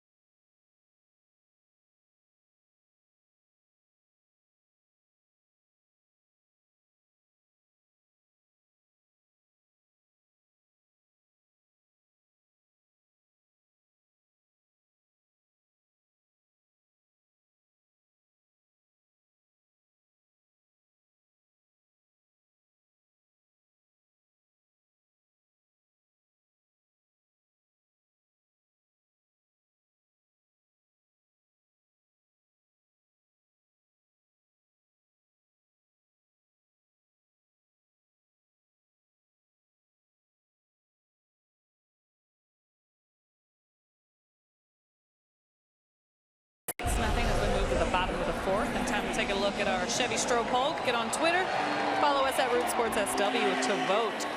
Should defensive WAR be included in a player's overall WAR? Right, we're going sabermetric on you. Yes, defense is important. No, that's too subjective. Or C, what is defensive war? I'm going to toss this up to you, Ash. Yeah, thanks, Julia. As we watch the first pitch from Mike Fiers, grounded to first, a very high chop, and out number 1. So 1 pitch in, 1 out as Manny Machado is induced into that high chopper. Well, that'll help your D war. Yeah, there you go. So Julia is always talking war when we're hanging around her, and in this case, we're talking D war. And this came up a little earlier today. We were, which is defensive war. Yeah, and war being wins above replacement player. I just think we need to improve on this replacement guy. You think he's not very good, or maybe he's too good in the case of the defensive play if you consider the way Jose Altuve is rated defensively? Yeah, we've had plenty of conversations off air about this thing, and I think both of us agree it is a very, very subjective. And who are the people coming up with the evaluations? Are they qualified? Jose Altuve, as we watch the ground ball to third base, handled again by Bregman, and out number 2, a couple of ground balls here in the 4th inning, trying to cut short our conversation. But take a look at the second baseman around Major League Baseball, and Jose Altuve is way down the list, and I don't get it. I have had a chance, like you, to watch Altuve play a lot of second base. There are some really good second basemen. There's no debate there. So but defensively, that's where Jose Altuve stands with those guys. So do you buy that? No, I think Jose Altuve is a great second baseman. Yeah, and so when you start, if you are one of those people who likes to look at where guys stack up, Mike Trout currently is listed as the highest WAR ranked player in the American League, just in front of Jose Altuve. But part of that is because Mike Trout and numerous other players have a higher defensive WAR, or the D WAR we're talking about. And so you add that in with all the numbers that you can quantify on the offensive side. And we talked about as many times as the Astros shift. Does that hurt him? There's a drive out to left center field, way back, and it's getting out of here. A long home run by Crush Davis. He's had a big series with the long ball. And the Orioles finally get on the board. It comes with 2 outs in the 4th inning. It's now 6-1. Astros lead over the Orioles, but they can strike in a hurry. Number 29 on the year for Davis. See, that was located. They're trying to go away on him, but even if that pitch is up and away, that's not a good spot, because that huge uppercut from Chris Davis is able to get to that pitch up and away. Tell you what, you have to move that shift into the bullpen to defend some of these long fly balls. Not sure that's legal yet, but we'll consult. Jonathan Scope comes to the plate. You can see he keeps his eyes right down on the baseball. Oh yeah, as you get the barrel to it, he's got enough pop to elevate that thing for a long time, obviously. Fister will be handled by Reed, covering with a nice toss from Reed. Here's Mike Fiers, and that'll do it. 3 ground ball outs in the inning, but 1 bomb off the bat of Chris Davis. It's now 6-1, Astros on top.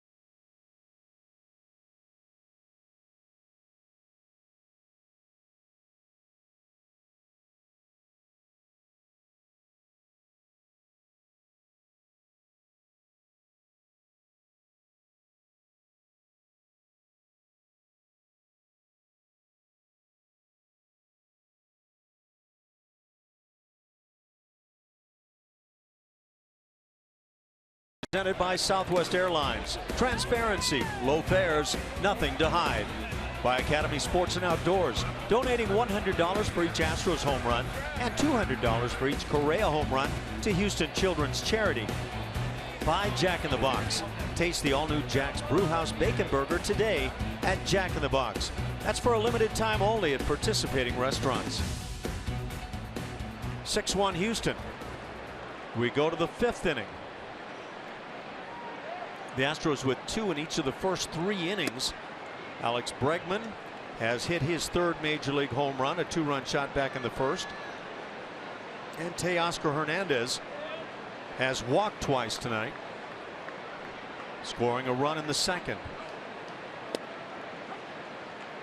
Has a ball and a strike. Odrisamer Despaigne, second pitcher of the night for the Orioles. You know, we were talking about the D-WAR and is it valid and should it be added to the overall WAR? Yeah, look, we don't disagree at all that defense is a very valuable part of the game. It's how it's evaluated and determine what number you throw on a guy that we do question. Yeah, we were talking with our producer, and he said that Logan Forsythe has less assists and more errors. So how is he ahead of Jose Altuve?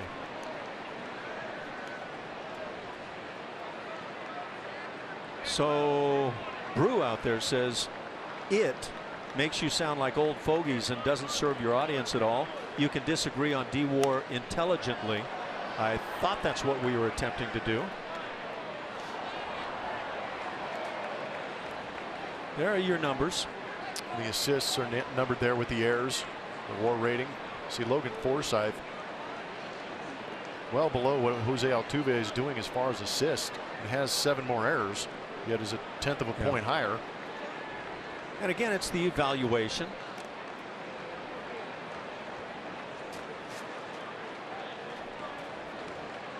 Not sure how we can go about the conversation any more fairly. Well, you know, defense doesn't have the home runs, RBIs, on base percentages. It's almost a borderline visual of what these guys are doing. I know they're taking into account assists, errors. We've heard about, you know, UZRs, which are zone ratings, but that's why it's subjective. There's a human being that has to go out there and watch and analyze what is going on, because that range factor comes into play when you're trying to figure out these D-WARs. Teoscar pops it up on the right side, foul territory. Davis is under, and that's the first out of the inning. And it is much like similar, not the same, but similar, you know, an official score has got to watch this game and evaluate what the player, if that's an error, is it not?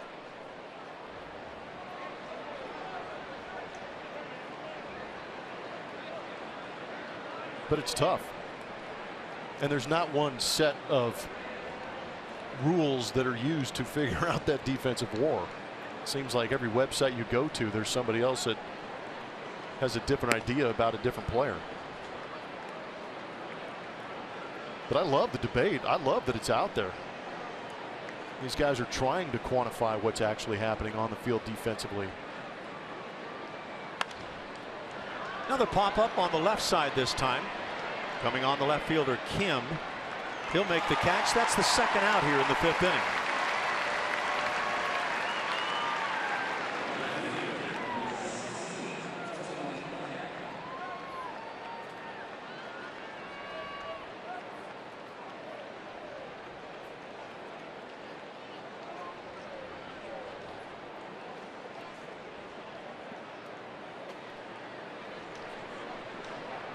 Brings up the 9-hitter Tony Kemp, who is lined to center and grounded into a double play. One of 2 double plays hit into by the Astros, and yet they have the 6-1 lead.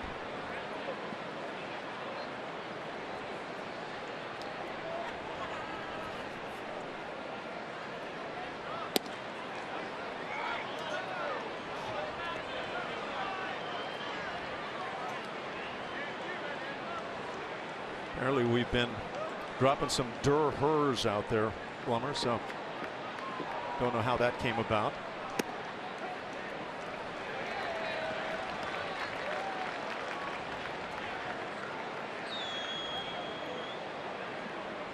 Tony Kemp hitting .239.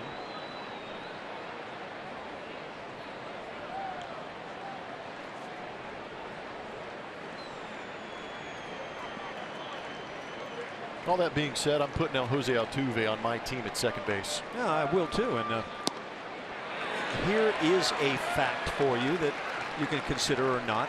He's the reigning Gold Glove winner at second base in the American League. There you go. Mike Trout about 4 or 5 years ago was evaluated extremely highly on the defensive side. A lot of heat came about that maybe he was overrated.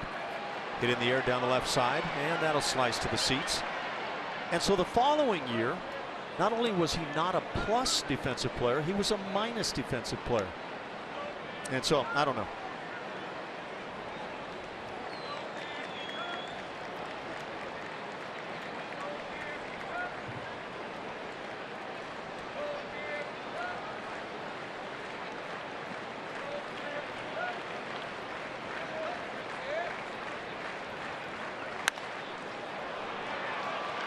Through the right side, Tony Kemp has a 2-out base hit.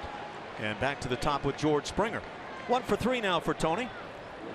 Treat your employees, host clients, or celebrate a special occasion with an Astros luxury suite.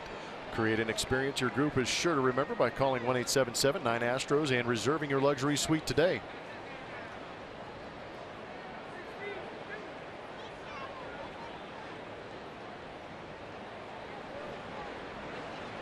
George Springer has singled and scored. He's walked and struck out. 1 for 2 on the night. Hitting .263 as he gets that batting average heading upward once again. He's made a great defensive play in right field. 70 RBIs now. It's going to take quite a push for George to get to 100 on the year.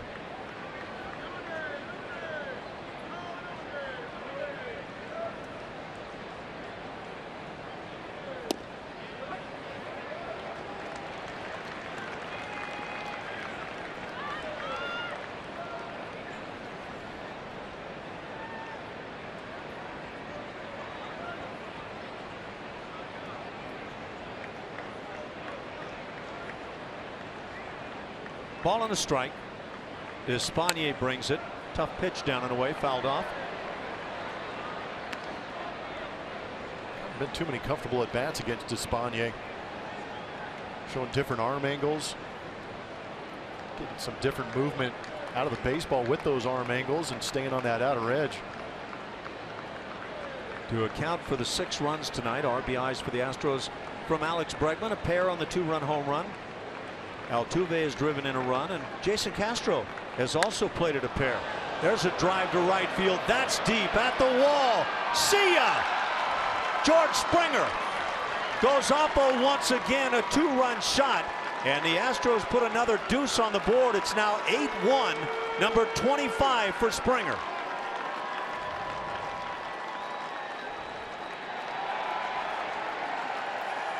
George Springer, power on display. I don't think this pitch was even on the plate. Another young Astro hitter with power going all over the place, and he gets that fastball up out over the plate. Drives through it and hits a laser over that 373 sign here at Camden. That was an extremely nice swing.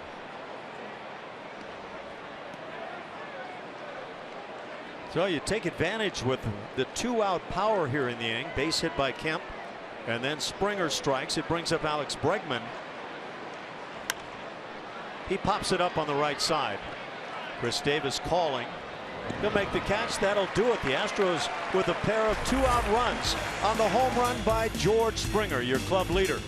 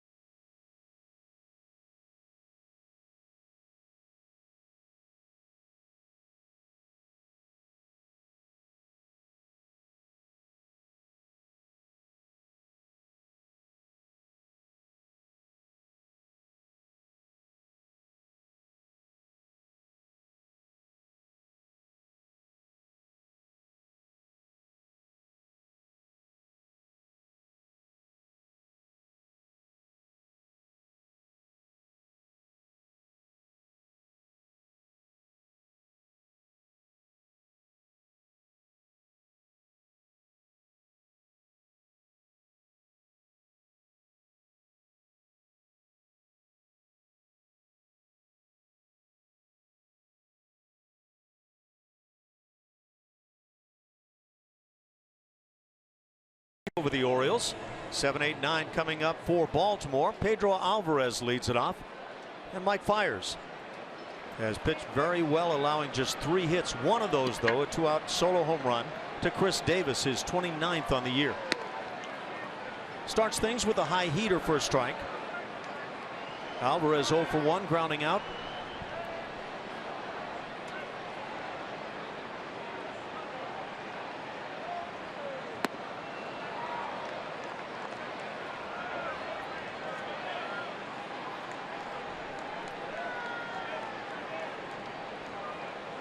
Oh, and 2 the count.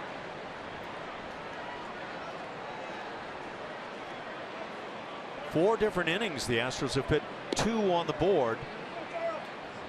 Boy, that's a nice way to start building a big lead early in a game. All started out back in the first inning. Alex Bregman slammed his 3rd major league home run, a 2-run job, and quickly 2-0.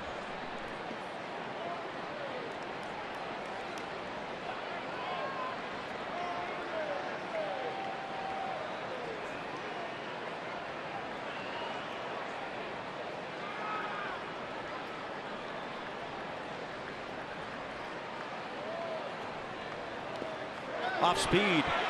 Bat goes through, and the pitch bounces away from Castro into the Astros dugout. And so it'll be a strikeout and a wild pitch on that curveball in the dirt. We check in with Julia. Thanks a lot, Ash. On September 6, 1996, Eddie Murray hit his 500th home run, and he was wearing a Baltimore Oriole uniform. He wore that uniform for most of his career, but he actually left and then came back in 1996. So a special moment for him. Well, in a sea of green seats here at Camden Yards, you will find an orange seat. Joe, you mind showing off your orange seat? This is the nice Baltimore fan I'm getting to stand up here. Thank you for doing that. This is the orange seat right here is where he hit that home run. Actually, guys, Springer didn't come too far from hitting a home run right here from Eddie Murray's 500th home run seat. Thank you, Julia. I think Julia wants that seat right now, by the way. I think a real gentleman would cough that up, right, Julia? I know. Yeah, I think he's going to give me a seat right here. No, you can have it back, Joe. Thank you. All right, you'll have to settle for crab cakes instead. Ball and a strike. 8-hitter J.J. Hardy at the plate. It was Hardy hitting that line drive to right field that saw George Springer come on, lay out, and make the play on back in the 3rd.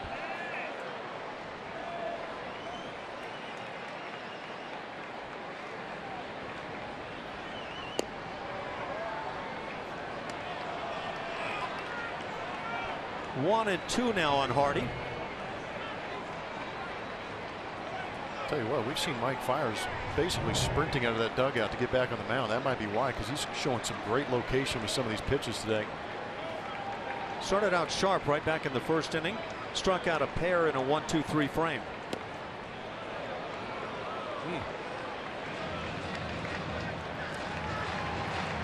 Catcher sets up away, and the pitch comes toward the inside edge, right on the nose of the umpire.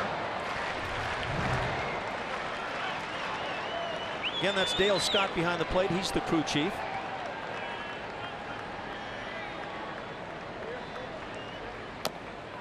Little chopper left side goes foul. Do it again at 2-2. 8 Houston hits on the night, 3 for the Orioles.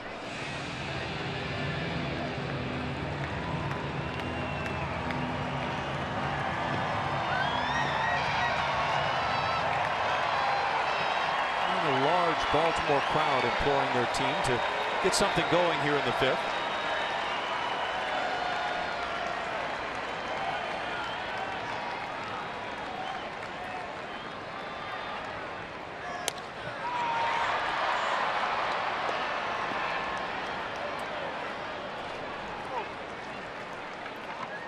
First out of the 5th inning. Eddie Murray, one of the great Orioles of all time. 21 years. Break. Switch hitter. 8-time All-Star World Series champion here in Baltimore in 1983. Made his way into the Hall of Fame. But that bottom number, 3,000 plus hits and 500 plus home runs. My goodness. As a switch hitter, and that's not easy to do.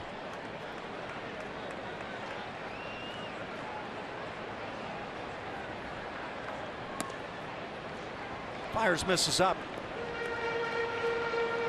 On the 9-hitter, Caleb Joseph doing the catching tonight. Again, Matt Wieters out. He's on the paternity leave list now as his wife just gave birth to a child.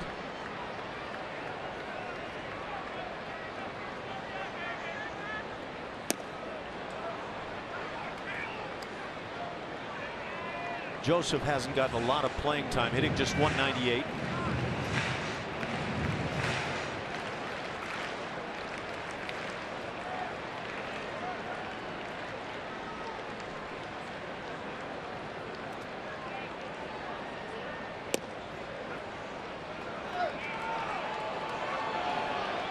I just saw a response of yours, Blummer, on the discussion going on about the defensive war, and I agree. I don't know how you elaborate on a subjective opinion of somebody else's that is not what you've seen with your own eyes. I'm actually having a pretty good conversation on Twitter. I know I should be a little more active in the game, but I am curious about this UZR, and I'm actually talking, I believe, to the author of it. His name's Mitchell, but where he has given me some valuable information, but it's taken about 15, 20 tweets to do it. To get to that point. So yeah. I'm trying to understand it, because the UZR is a very intricate and complex algorithm to get to the point where they have that UZR rating. But they take, they're taking samples from 2 to 5 full seasons of what these guys are doing. And getting to that point, I get the sabermetric offensive numbers. I get the WAR. Hey, we're all good with it. I get the OPSs, and I get that kind of stuff. It's just the defense sometimes is a little too subjective, and I think therefore you can argue a little bit with the subjective numbers. And our subjectivity on the matter, and what we've seen with Jose Altuve, and that's the guy we've talked about, is that he's been a great second baseman, and a lot of baseball people apparently voted him last year as the best second baseman in the league because he picked up the Gold Glove. So I think our eyes have seen the same thing that a lot of other baseball people have seen. And I'm not exactly positive, but I don't think they take those, the DWAR or the UZRs, into voting for the Gold Glove. No. I still think they give out ballots to coaches on the big league coaching staffs, and they get a chance to vote at that. Yeah, and again, and I completely agree with what you just said. As the strikeout is recorded on Joseph, second out of the inning, Adam Jones comes to the plate. But it's those coaches and the managers that see these players day in, day out, that evaluate against the other players that they see and say, who's the best? And right now, Jose Altuve is the Gold Glove winner. Now, I'll grant that all Gold Glove winners have not been totally deserving. And there have been plenty of Gold Glove winners that have had the offensive stats to maybe prop up some of those defensive Gold Glove awards. Jones hits it on the ground, backhanded nicely by Bregman. He'll take his time and get Jones, and that'll do it for the Orioles in the 5th inning. They leave a man. The Astros lead 8-1.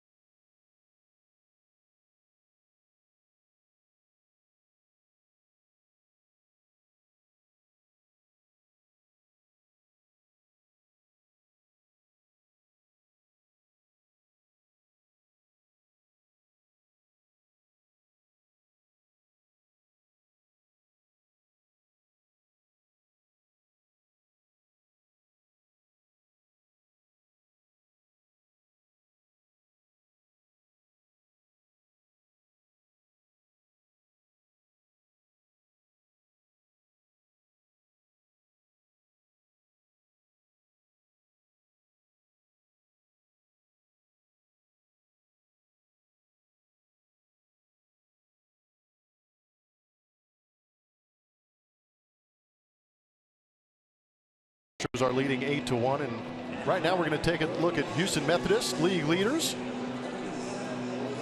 Jose Altuve, 25 seasons in Astros history, because 5 more home runs would put Jose Altuve in that category. Jeff Bagwell did it twice. Cesar Cedeno did it twice. Carl Everett even got in on the action in 1999 with Jeff Bagwell going 25 and 27. Only 3 guys in Astros history. So, I mean, that's how rare it is. And you start talking Cesar Cedeno and Jeff Bagwell, and the year that Carl Everett put up offensively. It's rarefied air, but I have a feeling that's where Jose Altuve is going to live for quite some time. Altuve leads it off, 1 for 2 on the night. Puts it in the air, right center field, and deep, long run and right, and they won't get there. That's up against the wall. Just at the top of that lower wall, and it's a double for Altuve, his 2nd hit of the night. The guy is just phenomenal. You kidding me? Just inches away from being 21. That might be the first time we could say Jose Altuve didn't catch a break. And it was a double off the wall. Gosh. Just drive that ball. Well, his recognition and hands back are such a beautiful thing, and he's able to drive that ball to the opposite field. It looks like he's out there swinging a 35-inch bat with the way he's able to cover home plate. So he does not get number 21 in terms of home runs, but he's a factor in that doubles race now. That's number 36 for Altuve. I think Trey Hillman's having a conversation inside that Astros clubhouse on whether or not that ball might have snuck out of there. Did it hit the top of the wall and then hit off the back wall? Or did it hit something behind the wall and shoot back? Yeah. I guess it's in question right now as to whether this may be home run number 21. Hits the top of the wall and comes back. Wow. Yeah, how about that? That's tough to do. You know, that view right there gives you a very different perspective than we have looking at it. All you see is kind of the 2 walls kind of almost as one entity out there. Because there's padding that's on that wall, but it's got to be attached to the wall somehow. I'm not sure if there's something behind it holding it up. You see the pad goes all the way to the top. Yeah. It's a good view of it right there. Good shot, fellas. Maybe a bit of a pull behind, but the fact of the matter is this ball hits right on that front corner of the padding to make it come right back the way it did. Yeah, At least that's what I see. I didn't see it over here by that little platform right there where it could have bounced off and come back. It was more on the wall on the left-hand side. I think somehow the umpires got it right, and might take some good fortune down on the field or some great eyes to make that call.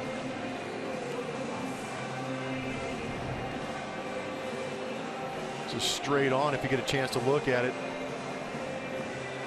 It literally hit directly on top of the wall, it looked like. We've seen actually a handful of balls this year hit right on the top corner of some walls. A.J. Hinch has further questions about this one.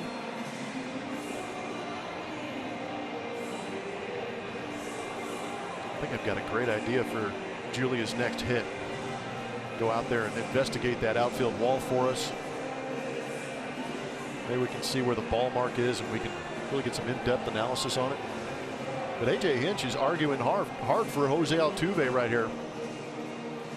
You know what? That goes a long way with players too. Oh yeah. I mean, even if as a manager you know that your argument may not carry water, if you stand up for your players, boy, in the long run over 162, they know it and they'll play for you. So the conversation goes on. But this is a play they can review, right? I mean, I thought that was one of the things that they absolutely determined, is that home runs or balls that are questionable home runs can be reviewed. So I'm not sure why that's not taking place. Yeah, because there's a wall behind those pads holding it up. And I'm guessing that's what it hit on. Now you see on the right is where the grounds crew hangs out back there, and there is actually a ground rule that says if it hits on top of that and comes back, it is a home run. But unfortunately it didn't hit over there. I think one of the questions we're hearing is, did that ball hit the backside of the padding into that pole? And I wonder, would that still be considered part of the wall? You know, Paul Wall was at the game the other day. Paul Wall, huh? Yep. Yeah, so after all of this, they will review it. I'm not sure why they didn't just turn to the review to begin with, rather than stand around and discuss something that I don't think you can really add anything to. I think when it's all said and done, it's going to be a double. Yeah, I agree with you too. You got to review the home runs just to make sure. But I agree with you in the sense that why didn't they just go to New York and ask them what they saw instead of gathering together?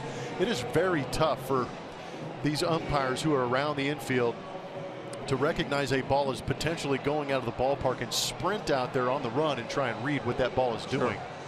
Sure. And again, I think it's going to wind up a double for Altuve.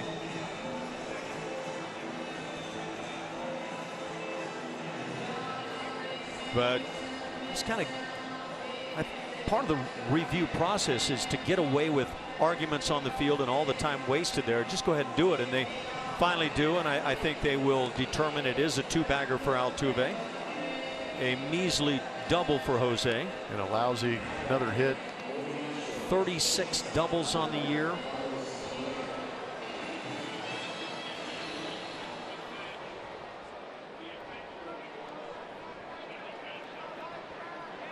$55 seconds on that official review. I don't think it took that long once they finally determined to do so, but so Altuve at second base, nobody out. Carlos Correa at the plate. Backs away as he takes the curveball for a strike. David Ortiz starts the night leading the American League with 38 doubles. What a year David Ortiz has had in what he claims is his final year in the big leagues. Manny Machado and Jose Altuve started at 35. So Altuve now second best in the league and chasing Big Papi.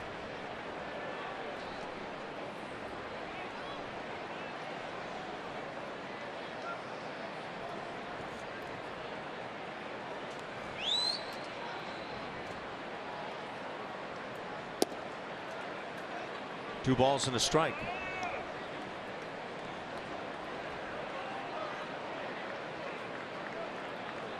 And I wonder if AJ was just simply down there saying, why don't you guys review this and let's determine.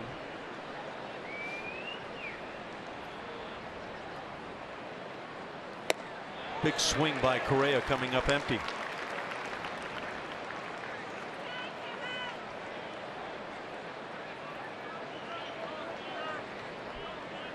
Odrisamer Despaigne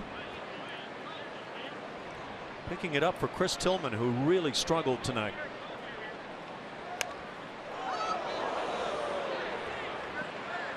That ball somehow evaded the backstop screen and quickly into the seats.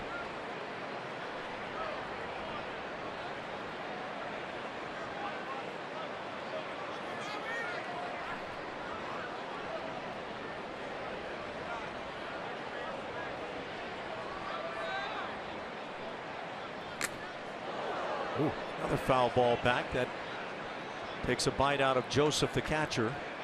How about just trying to pitch to Altuve? Hit that bomb to left field, has a tendency to pull the ball when he can. Got a little bit of Caleb on the mask there, but you show up the next day and say, hey, we're going to try and get him down and away. You throw the pitch down and away in that low router third, and he almost drives it out of the ballpark. I mean, I think he's spectacular down and away. I'm not sure how I would approach trying to get him. Correa stays alive again. Well, if you try and back him off the plate, you're missing up and in, and you fall behind in the count with the ball. Because if you throw that fastball on the inside part of the plate, he's going to hit it. He has done such a good job for me of hitting strikes this season. It's been unreal. And I've seen him take funky swings at a breaking ball. The pitcher will try and do it again later in the count, and he'll hammer it. There's a drive hammered to right field. That is over the right fielder Trumbo. That'll play to run. It's a single and RBI as Carlos Correa adds ribby number 84 to his resume. And 9-1, the Astros on top of the O's. So that leadoff double quickly being plated. It's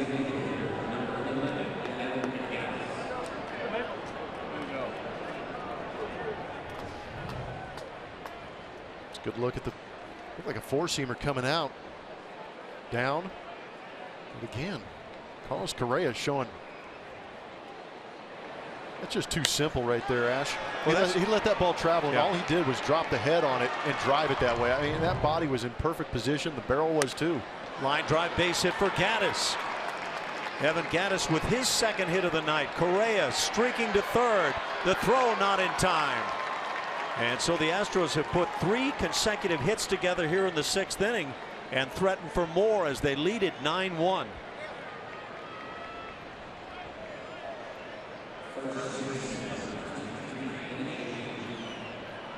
Looks like they're getting to Despaigne a little bit here. Finally figured out that he's been living on that outside edge to right-handed hitters. Orioles have a left-hander loosening in their pen.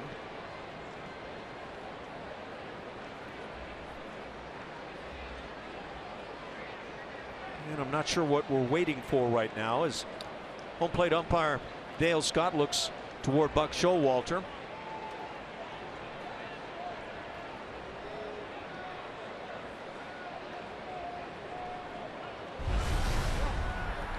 Take a look at our Lexus defensive ranking system. Buck Showalter's coming out to have a chat. Mark Trumbo, not exactly great out there, but he did a good job of playing that ball off the wall and off of Correa and getting it back in. Hyun-Soo Kim hasn't been really tested out there in left field yet, but Adam Jones is a very good center fielder, has a great arm. Going to question testing him, but again, Gary Pettis is working with some very fast runners. That dictates a lot. Well, Buck Showalter goes out to the mound after taking some time, which that's kind of part of some of the question marks as to what should be allowed as teams change pitchers. They will go to the bullpen, bring in the left-hander that we just mentioned. Yeah, with the Astros on top 9-1, we'll break it and be right back.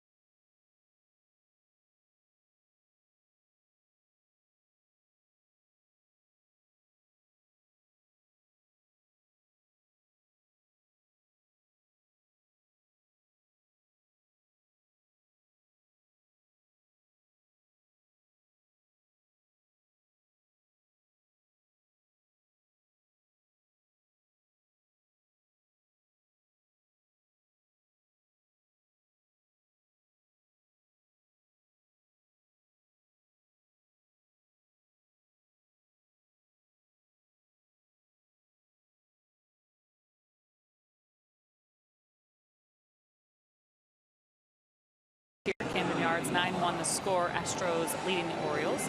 Congratulations to Jose Altuve on hit number 1,000 in the big leagues.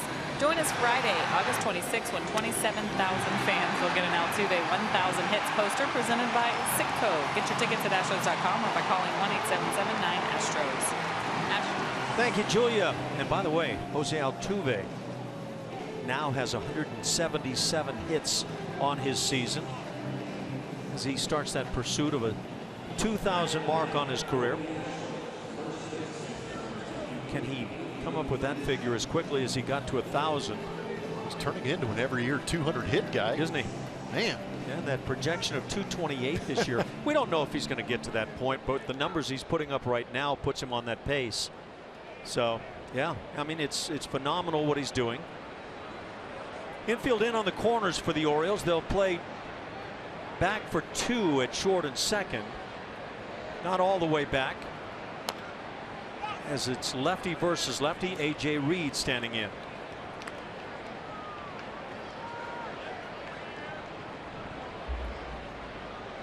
Nine runs on 11 hits for the Stros. Didn't anticipate this on a night when Chris Tillman was starting for Baltimore, a guy who has had great success this year. Well, don't you always panic as an offense too when you score 15 runs the night before? You worry you spended all the run producing the night before, and then you show up and put up a 9 spot. You got people saying, well, you got momentum on your side now, and then yeah, you're right, you just get blanked. But you also have that guy on your side. And it's been a group effort too. Jose looked like he might be irked a little bit. But that he didn't do that extra push up to get the fly ball out of here. One more Rice Krispie this morning. There you go. If they told me you had to hit it past that pole on the top of the wall. Wow, he's letting Marwin have it. Marwin's probably thinking, well, why did I even bother asking whatever's going on? 2-2 the count. These can be valuable at bats for A.J. Reed. How are you able to handle left-hand pitching? Boy, get a little heated. I think he's mad at you for not sharing the Sour Patch Kids. I don't think that's my responsibility the way things are working here. Line drive goes foul.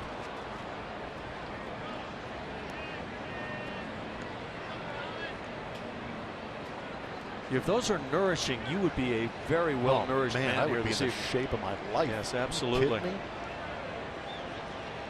That was a full bag when we started on this road trip. Was a 5-pound bag. Yeah, we need to. Why are you throwing me under the bus? Send right a plea to Arthur that might need reimbursements here. Or yeah, we need to fly in some reinforcements. Yeah, that's what I meant to say. Strikeout of Reed. First out here in the inning. Might be asking why they put the yellow Sour Patch Kids in there, because nobody likes those. That's not true. Not entirely true. Third strikeout of an Astros hitter. Boy, I'd love to hear that conversation that Altuve is. It's kind of a monologue, it would appear anyway, but it really looks that way, doesn't it? Does. Let me tell you one more thing.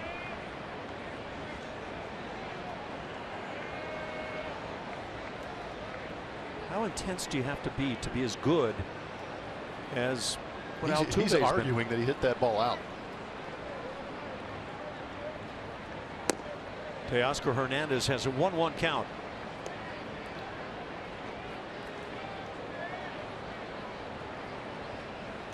Doesn't it make you want to just eavesdrop and find out what Altuve is talking about? That's where Julia turns on the mic and just kind of leans over and kind of hold it in the vicinity. Julia, we need you. I wish my Spanish was just a little better. Getting bits and pieces. I can hear him from here. So that's what's holding you back right now, huh? He's talking fast too. 2-1 the count. Hernandez waves out in front on the off speed.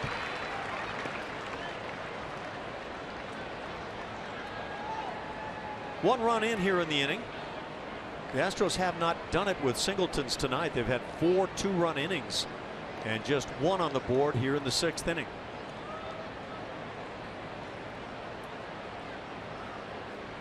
What he might be talking about is D. War.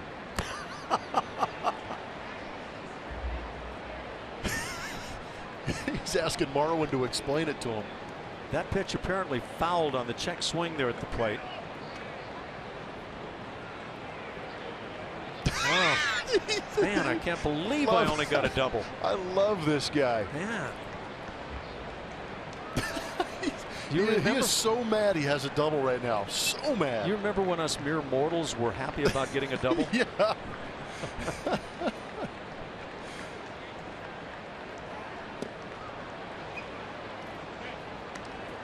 Yeah, apparently some people agree with you about the yellow sour patch, but yeah, they're not good. And look at how long it takes Altuve to chew through one. Yeah. I pity the fool that goes out and throws another pitch to him tonight. I mean, that is the angriest 370 hitter you're ever going to see. No kidding. By the way, 366 for Altuve. Oh, my bad.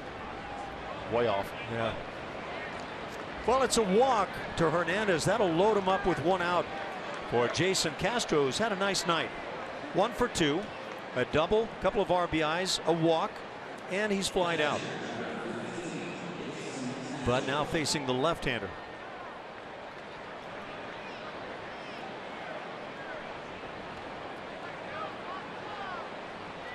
A solid amount of walks from this Orioles pitching staff tonight. Has it ever?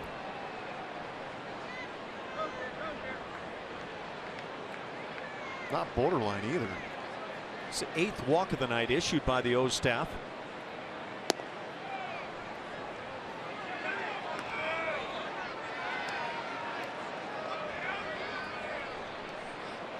Infield playing for 2 for the O's. It's been Mike Fiers all the way on the hill for Houston, allowing just 3 hits and a run. Solo home run to Crush Davis. Slider finds the strike zone.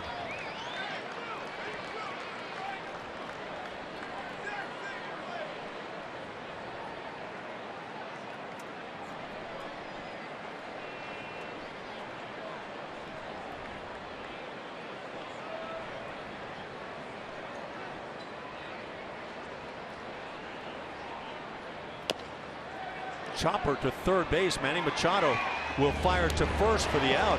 Looked like he had thoughts of coming home as run number 10 crosses Carlos Correa. Brings that run across the plate. 10-1 Houston. It'll be an RBI ground out for Castro. His second ribby of the night. That number 3 on the night for Jason.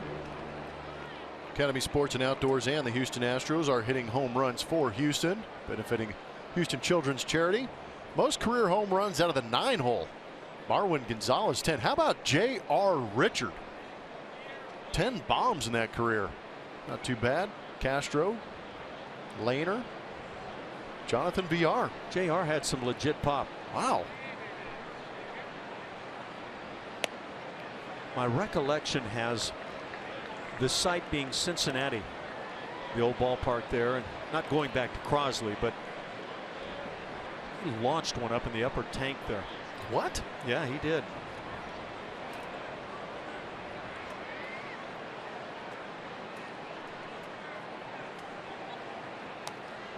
Tony Kemp at the plate trying to battle the lefty. Has an 0-2 count. Tony's 1 for 3 tonight. He had a bit of tough luck lining out back in the second inning.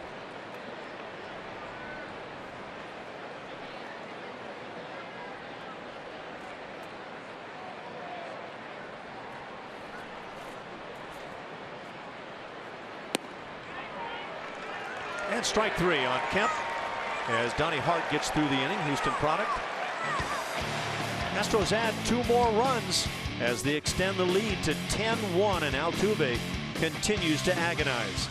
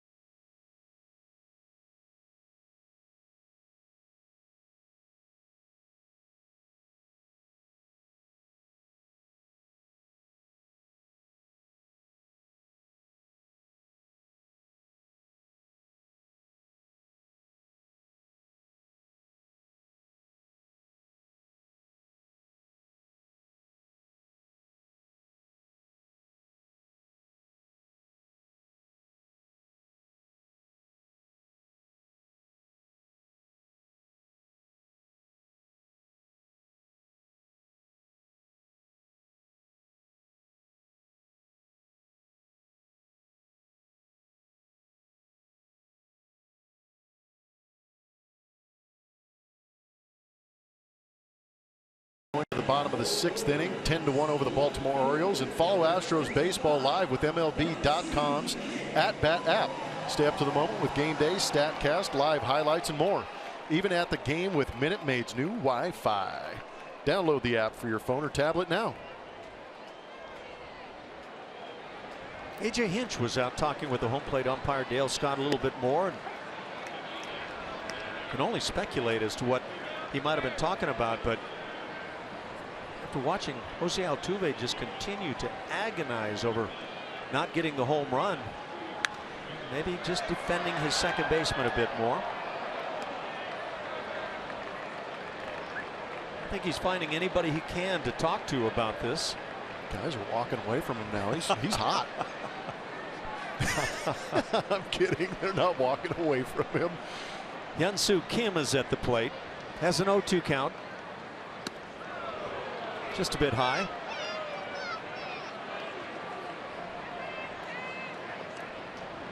I'd hate to see really high. That pitch on Altuve would have been really high. He would have hit a double. He would have. Or maybe the home run he's seeking.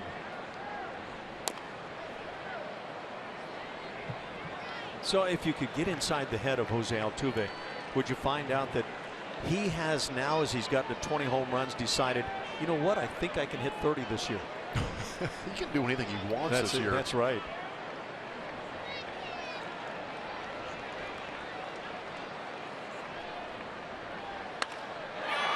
Hit in the air to right center field. Springer on the move and makes the running grab. Nice play by George Springer in right center field. And the first out here in the bottom of the 6th inning. You see this jump in the closing speed. Kim making a bid for another hit. You see George just a bolt of lightning out of that right field spot, chasing that down. Now, he's a bigger guy than we saw a few years back, but still moves well.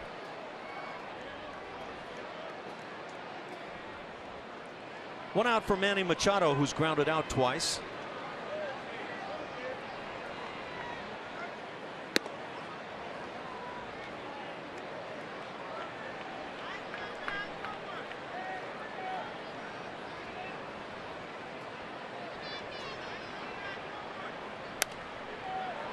Late on that heater from Fiers.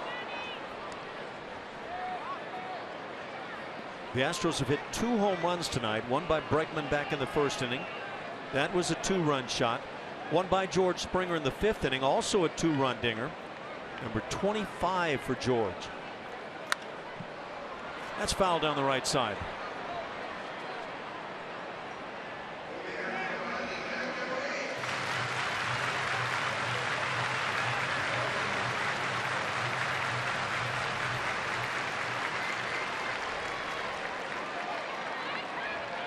I guess if you wonder what makes a guy like Altuve tick, maybe we just saw a good dose of that. Loves playing the game, has a lot of fun, usually a big smile on his face, but very intense as well. I think some of these guys, what separates them is that intensity and that focus every pitch of every game. It's tough to do.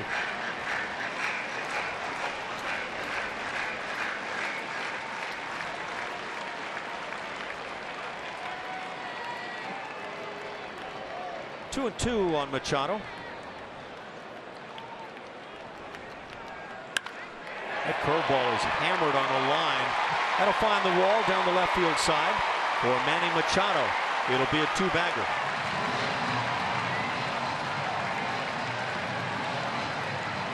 There's another one of those guys hitting a ton of doubles this year.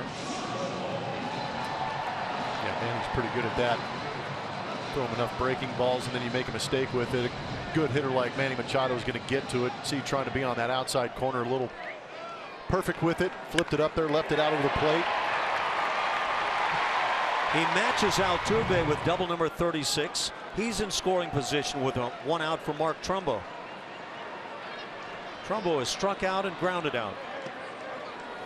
Jason Castro caught that one like he had been totally crossed up. Hence the reason we're going to have a talk right here. Get that man at second base and the series of signs comes up.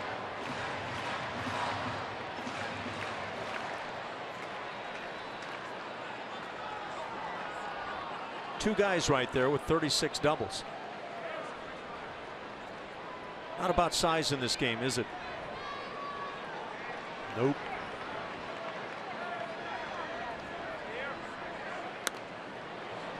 Excuse me, ground ball foul. It's a ball and a strike. Checking.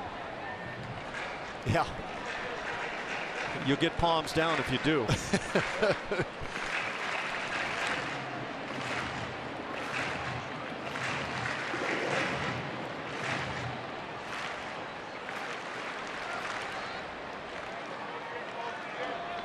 These Orioles 5th in the American League in runs scored.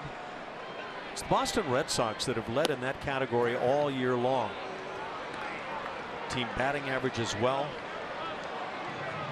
The Orioles are 5th. But for the O's, it's not about the running game. They're dead last there. It's about hitting the long ball.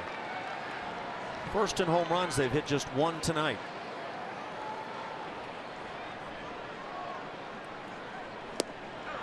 And the curveball got him. Big strikeout from Mike Fiers. Second out here in the inning.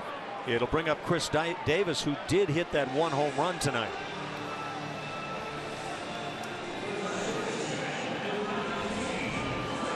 It's 5 strikeouts for Mike.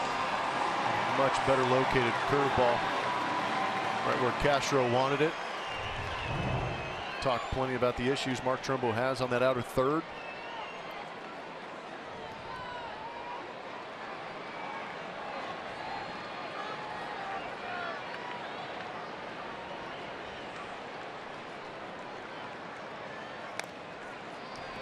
The changeup that started the game for Mike Fiers.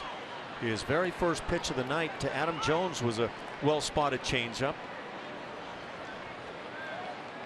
He eventually struck out Jones and Kim in that first inning.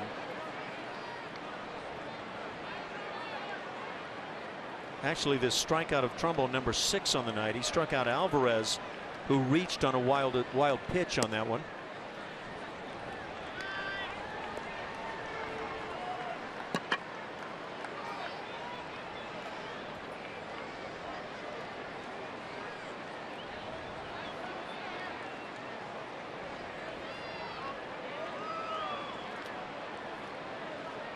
Trying to get through the 6th inning. Fiers brings it and has a 2-1 count. One more tomorrow. That'll close out the season series between the teams. Dallas Keuchel and Giovanni Gallardo. 12:35 start Central. Make sure and join at 12 o'clock for that pregame show. A lot of great discussion always going on by the gang.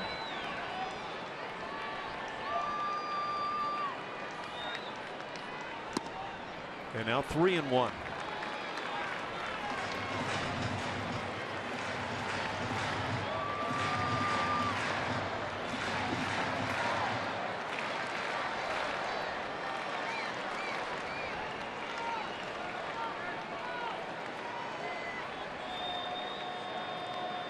Fiers after a long look in. Finds the strike zone. That'll fill it. Realize this is the longest outing by an Astros starting pitcher since the 12th. Joe Musgrove went out there and threw 7 strong. It's been a bit of a rough stretch, and yet we talked about the offense coming around considerably.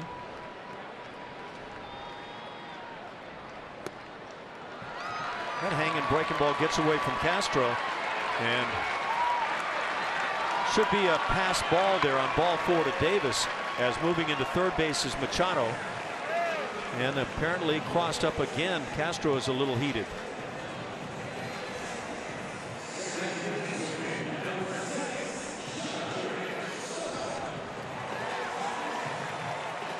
Runners at first and third, 2 outs as Jonathan Schoop comes to the plate, and it looks like Mike Fiers is not in full agreement about the signs.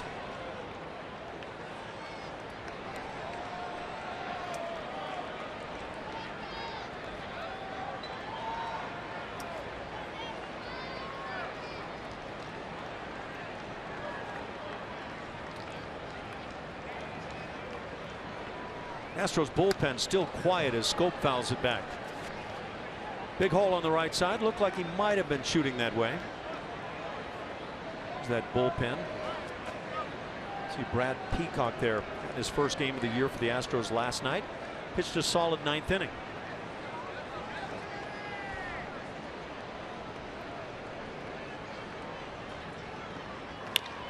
Hot shot to third, but Bregman's there. He'll get the force to Altuve, and that'll do it as Mike Fiers gets through the 6th inning with no damage. Still 10-1 Houston.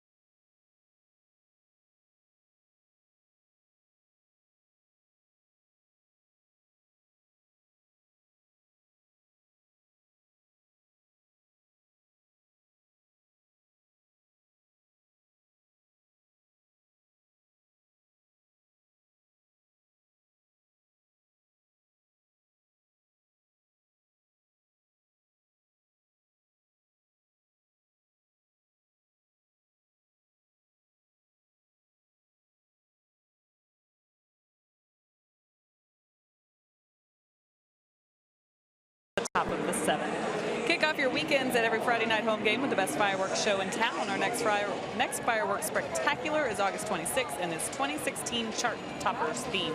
For more info, visit astros.com/fireworks or call 1-877-9-ASTROS. Real quickly, guys, George Springer, we asked him last night what he thought about Jose Altuve, especially after his big game yesterday with the 5 ribbies and that 20th home run. And Springer, all he could come up with, he's just a joke. He's a joke, is what Springer said. They've literally run out of ways to describe their teammate. They absolutely love him. And you just saw Altuve earlier in this game. During that, George Springer actually walked over to him. They had a little conversation, and he patted him on the back to console him a little bit and then walked away. Guys. Yeah, thanks, Julia. A joke in the best of ways because nobody can explain what he's able to do. As Springer leads it off against a new pitcher, Michael Givens comes on. And by the way, we want to mention Donnie Hart, who came on. We were talking so much about Altuve that we failed to mention Donnie Hart from the Houston area. So he was pitcher number 3 on the night for these Orioles. Givens falls behind 2-0 on George Springer, who's swinging it well. 2 for 3 on the night, a single and a home run. Number 25 for George. Has a pair of RBIs. He's drawn a walk. 72 ribbies now for Springer.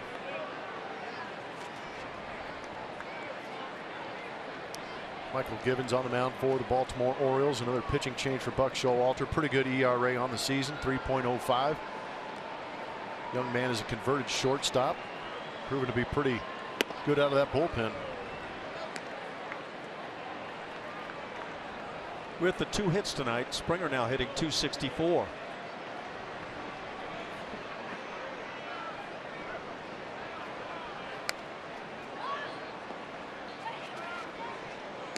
Givens has kind of been that vulture guy, 8-1 out of the bullpen.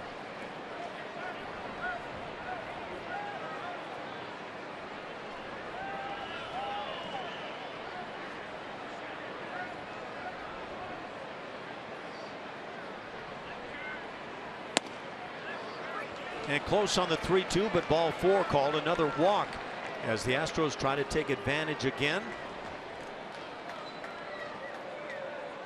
It's been all scoring in pairs tonight for the Astros. 2 in the 1st, 2nd, 3rd, 5th, and 6th innings as they put 10 on the board. And Alex Bregman, a big part of that, plated the first 2 on the game with his 3rd major league home run. big swing as he hits a towering pop into shallow left field. Kim coming on, he's calling. And out number 1. Talking about Altuve, we'll look back at the home run from yesterday. This is off of Wilson, a high fastball. You can see him getting to contact in a very good power position. This is when everything was in tune with him. That lower half, the hips coming through, that strong front side with that front leg nice and firm. We'll get a chance to really look at the hands down. Look at that contact. That right there for me is where Altuve creates that power, because now he releases through the full extension. Just a beautiful thing to watch. And a luxury for us to be able to have replay and watch that over and over and over consistently on a daily basis. There you see the .366 batting average, 20 dingers, for which we apologize to Jose.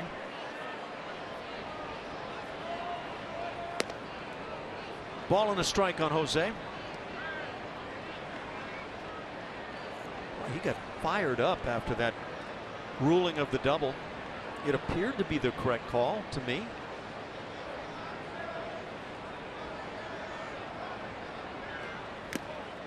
I agree. It was odd to actually see that baseball bounce back on the field,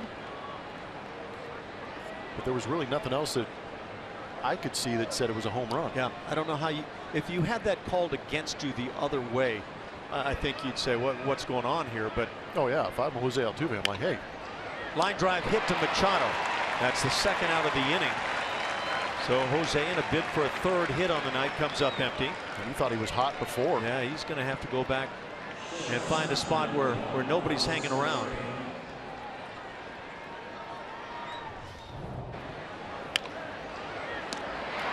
Not crushed, but still used to getting base hits on line drives. Yeah, he got little in on him just a bit. 2 outs for Correa. Well, as Correa drove in the 10th Houston run tonight, that came in the 6th inning. He's 1 for 3, also has drawn a walk.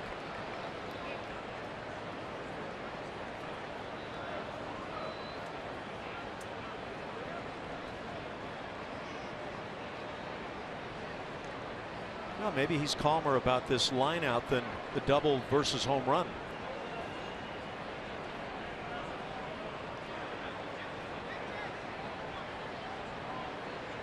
The RBI in the 6th inning for Correa, number 84 to lead the club.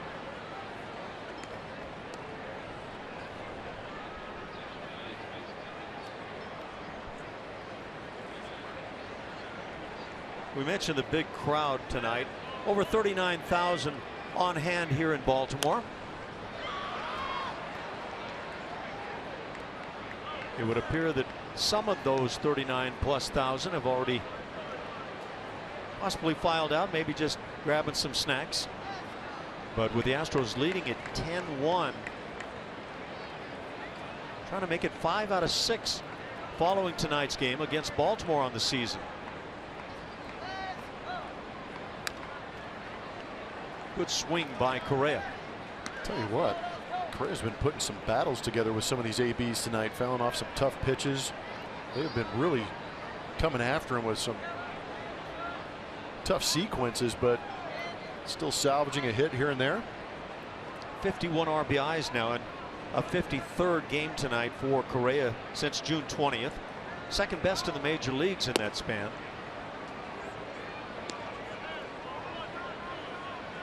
He is currently the player of the week in the American League. Second time on the season.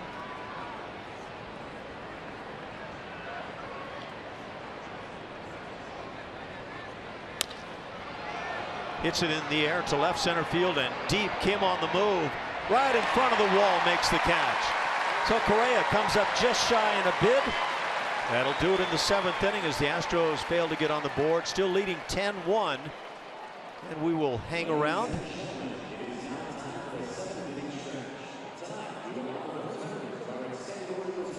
As the Orioles will honor America. In our region, our country, and abroad, who have distinguished themselves by selflessly working or volunteering in fields that improve the lives of others around the corner or around the globe who are most in need. To honor these Birdland community heroes, we ask that you join Sergeant First Class Randy White of the United States Army Field Band in singing America the Beautiful. Oh, beautiful, for spacious skies, for amber waves of grain, for purple mountain majesties above the fruited plain. Talking about America, America, God shed his grace on thee and crown thy good with brotherhood from sea to shining sea.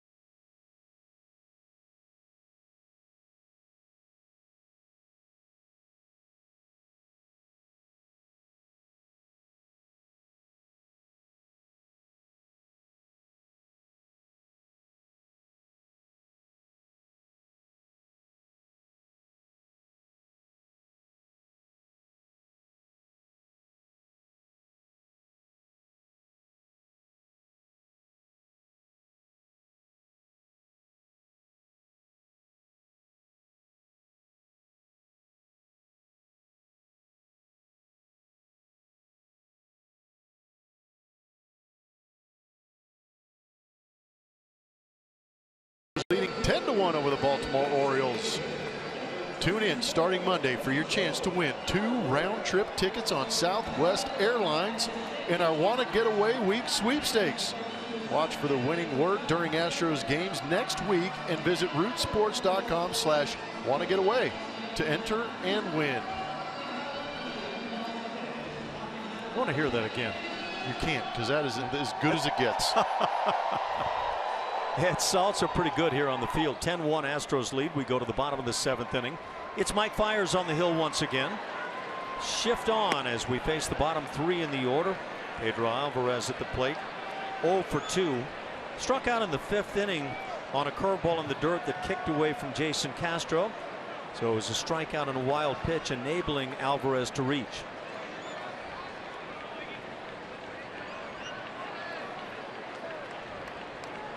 There's your shift.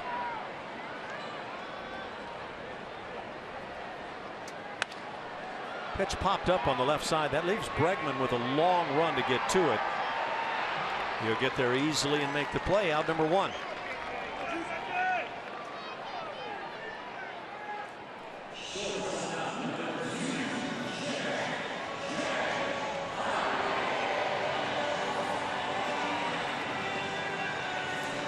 With 1 out, it brings up J.J. Hardy, the shortstop, 0 for 2.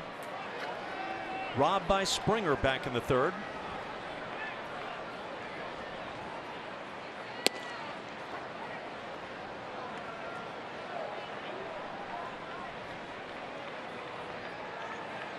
Generally speaking, Mike Fiers has been all in the strike zone this evening. Gets in front 0-2.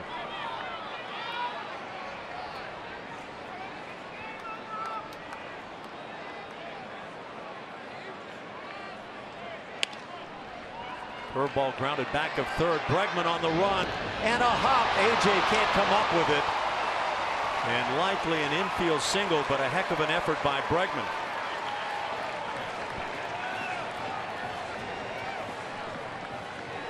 That would have been a heck of a pick. That was a great play by Alex Bregman. Getting to this ball quickly. That momentum. In a perfect world, you like to see the backhand, see the third baseman plant that right foot, and then unleash the cannon. But with that ball hit as hard as it was, and Bregman's momentum taking him towards that dugout, he had to throw across his body going away from first base, and he was that close from having AJ Reed pick him up. Yeah, generally great play. A hop of that length is fairly routine for a first baseman. So it's an infield single. That's just the 5th Oriole hit of the night. One out, Hardy aboard for Caleb Joseph. Joseph 0 for 2 with a strikeout. Fiers has struck out 6 this evening. With the win last night, the Astros moved back to 2 games over 500, 62 and 60. There is some ground to be made up right now by the club. Astros got as high as 10 games over. That after being 11 games under 500.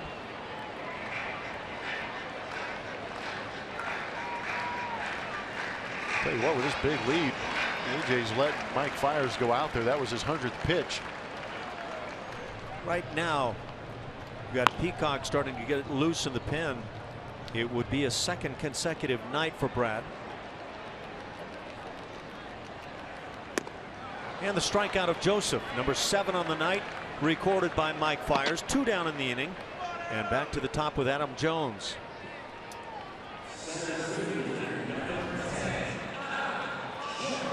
Good elevated fastball. It's kind of in that borderline region where it might be a little bit too high. You take it, but sometimes if it's just above that strike zone as a hitter, you feel like you can still get to it. I know you face some guys that, for whatever reason, they're just tough to lay off up. Yeah. And you get the impression that Fiers could be one of those guys. Adam Jones 1 for 3, had a 3rd inning single.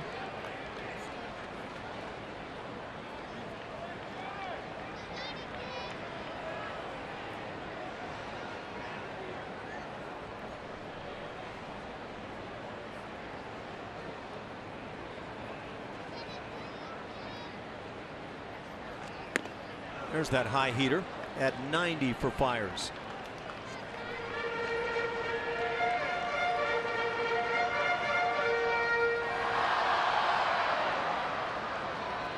He's been a winner this year for the Astros. Fiers 8 and 6 on his year. Curveball popped up on the right side into foul territory by that coaching box. AJ Reed puts it away, and that'll do it. Fiers through the 7th inning. Astros maintain that 10-1 lead.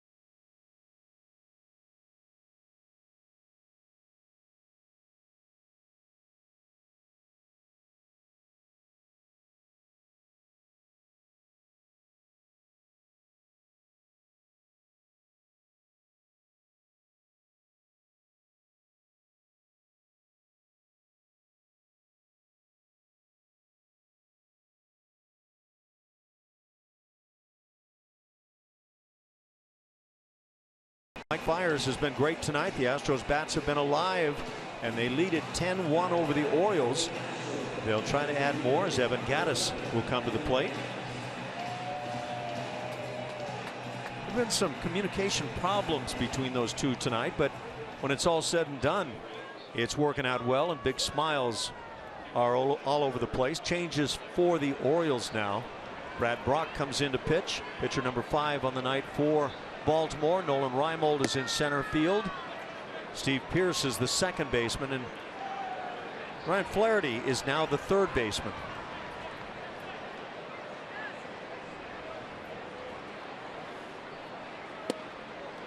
2-0 the count as Brock falls behind.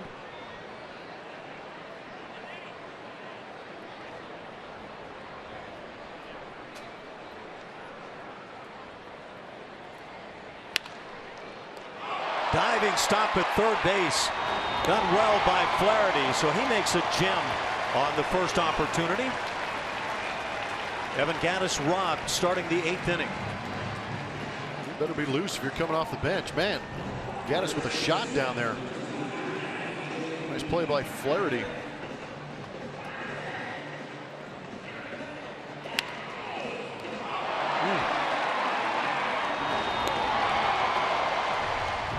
Evan Gattis has a couple of hits tonight. He's also been hit by a pitch, but you want every one possible. That hurts. A.J. Reed still looking for his first knock of the night. He's drawn a walk, but 0 for 3 otherwise.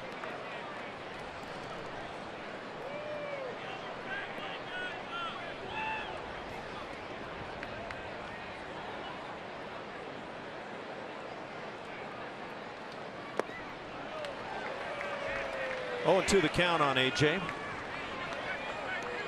That batting average at 180 for A.J. Reed. Still trying to find his way.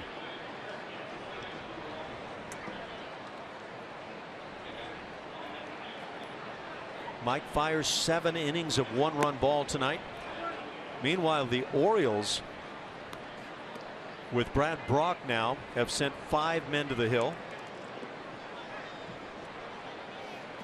Brad Peacock continues to loosen in the pen for the Astros, so Mike Fiers likely done for the night.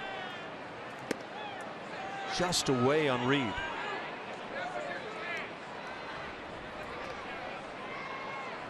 And a rough night for Chris Tillman, the starter. 2 innings of 6-run baseball.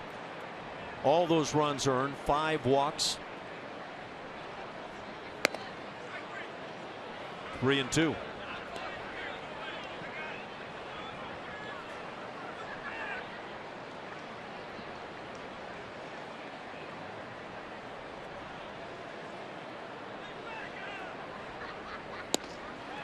And the walk comes with 1 out. Brings up Teoscar Hernandez.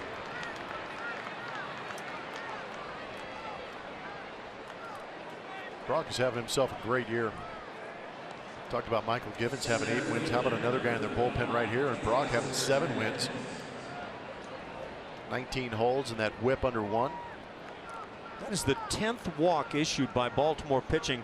5 of those coming from Chris Tillman.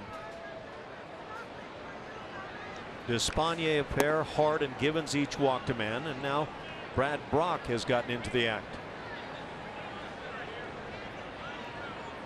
Joseph meets at the mound.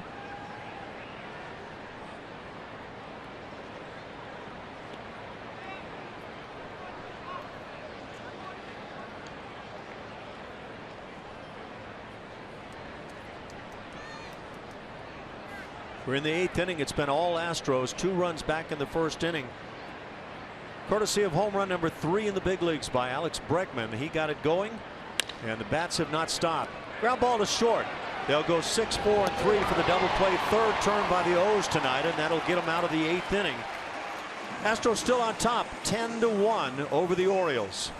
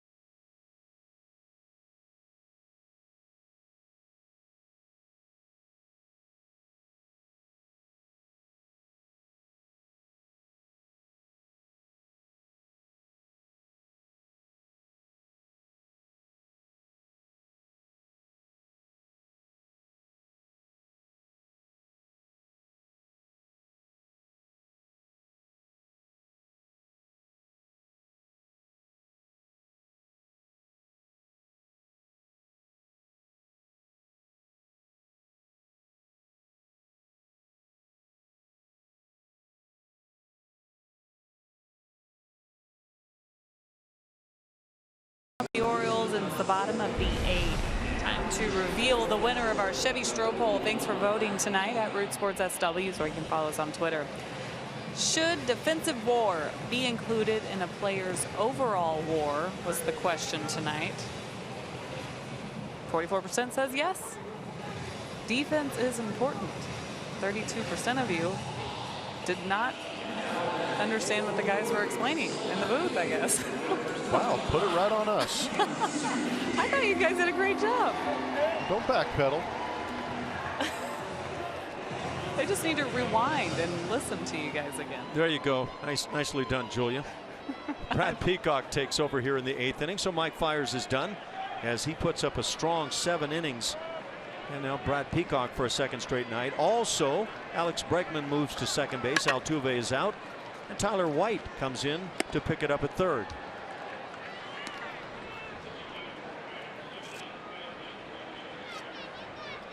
Hyun-Soo Kim at the plate is 0 for 3 tonight. Brad Peacock with a 1-1 count.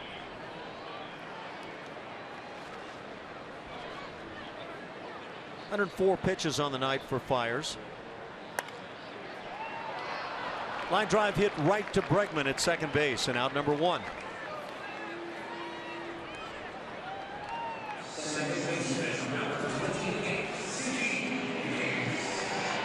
Bring up the 3-hitter. No longer Manny Machado. Steve Pearce in that 3 spot.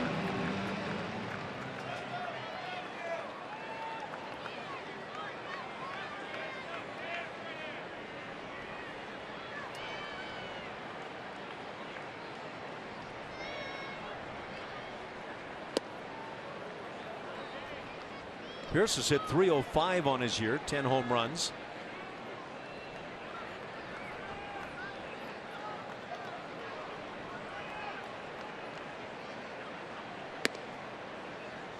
Peacock falls behind, 2 balls, no strikes.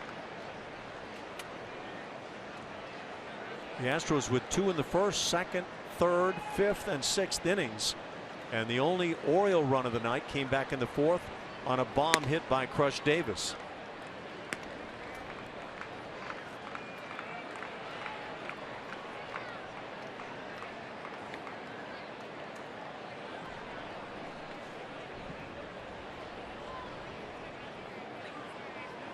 Steve Pearce started his big league career in '07 with the Pirates.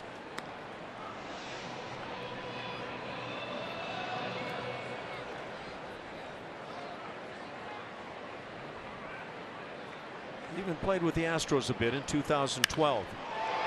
Powering drive out into left center field and deep. Kemp back at the wall and watching it sail out of here. So Steve Pearce gets 1 at bat here in the 8th inning, takes advantage and launches the 2nd home run of the night for the O's. It's now 10-2.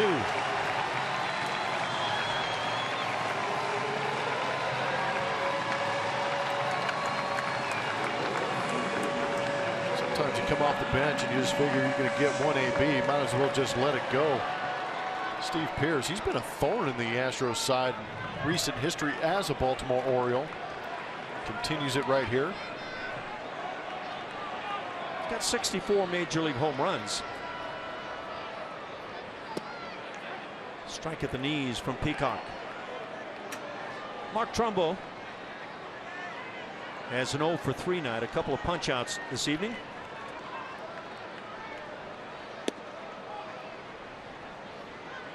Palms down on that appeal. Ball and a strike.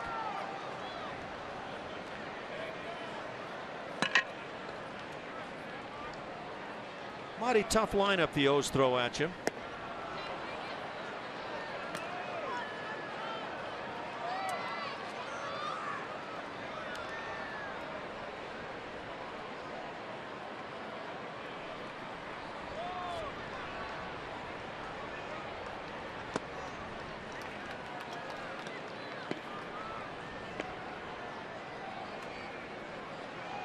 Trumbo's hit .255 on the season with all of that power. Good slider. So Trumbo for the 3rd time tonight goes down on strikes, 2nd out of the inning. Talk about Jose Altuve's offense so much. Why don't we check out some of the defense as long as we're talking about some of the metrics that are involved.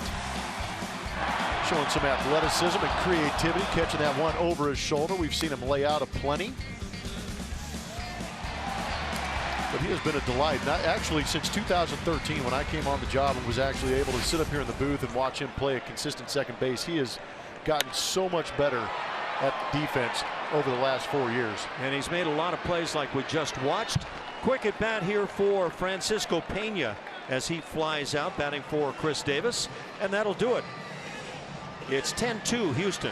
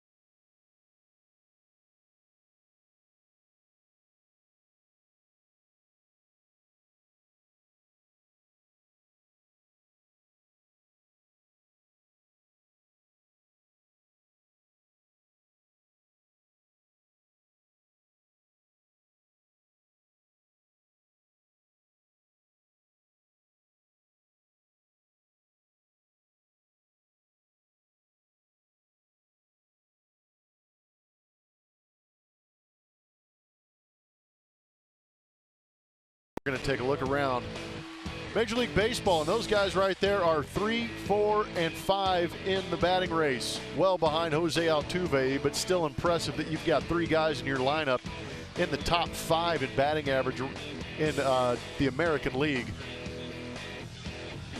David Ortiz with the OPS over 1,000. Only him and Jose Altuve can claim that they do that. But incredible production from their big 3 in Boston. Got some more changes for the Orioles. Buck Showalter having some fun with things. Ryan Flaherty, who just made the great defensive play at third base to rob Evan Gattis, is now the pitcher here in the 9th inning. Alvarez comes out of that DH spot, moves to third. Francisco Pena, who pinch hit, is now the catcher. And I am no longer going to put names on my scorecard. Jason Castro has a 1-1 count. Fouling off the 81-mile-an-hour heater.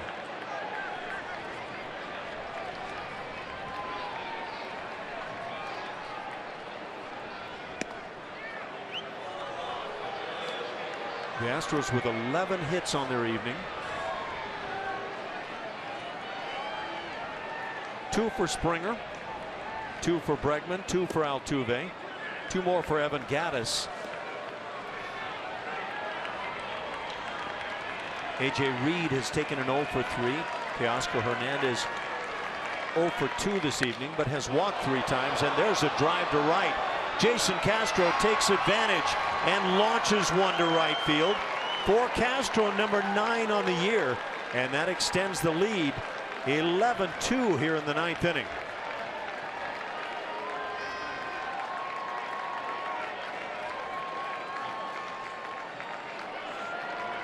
That's not nice. Go out and get your hits off the position player, but you got to take them deep. Tell you what, Astros, man, they're greedy, going out and getting themselves some. That is home run number 3 on the evening for the Stros.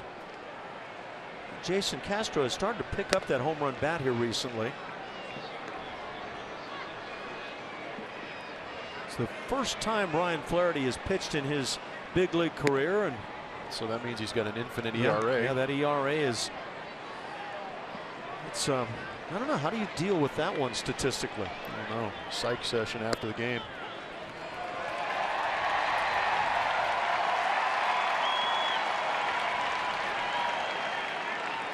Tony Kemp at the plate. Takes on a close offering. It's 3-1. Dale Scott squeezing it, looking for that neck to shin strike zone. And there's a strike called. So, oh my goodness! He giveth and taketh a little bit. Tell you what, you still got to maintain your integrity and call the strike zone. Tony Kemp, that's a little extreme. Yeah, Tony Kemp had left the vicinity, hadn't he? So did the pitch.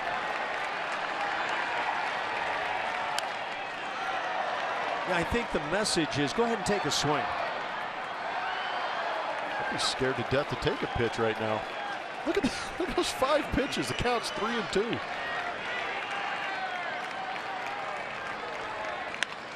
Ground ball sharply hit off Flaherty. And that'll be handled at second base by Pierce for the out. First out here in the 9th inning, and now there is an ERA for Ryan Flaherty. That'll go 1-4-3.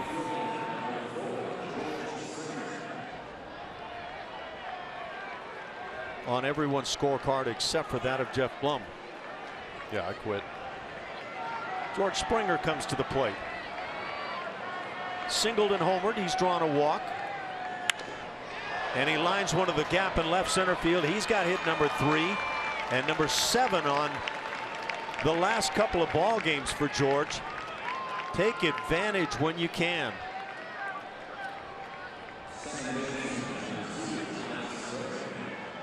Well, George Springer swinging it very well.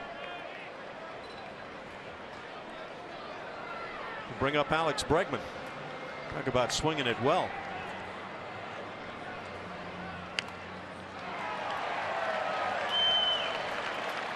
Get your hacks while you can. Bregman has hit safely in 13 of his last 14 games. He's got the batting average up to .230. May not sound like much to some, but boy, that's been a long climb.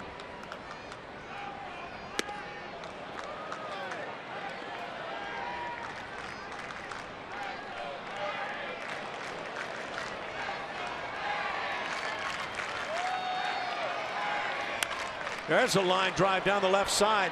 That is a fair ball and down into the corner.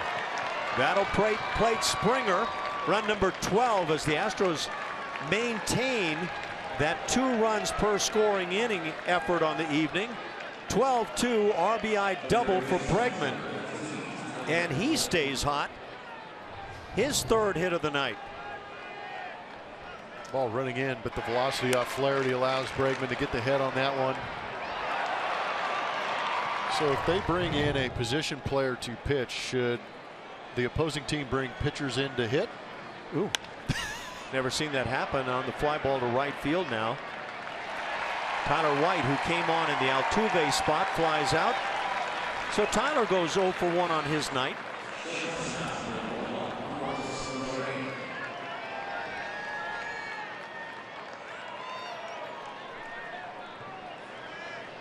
And that'll bring up Carlos Correa.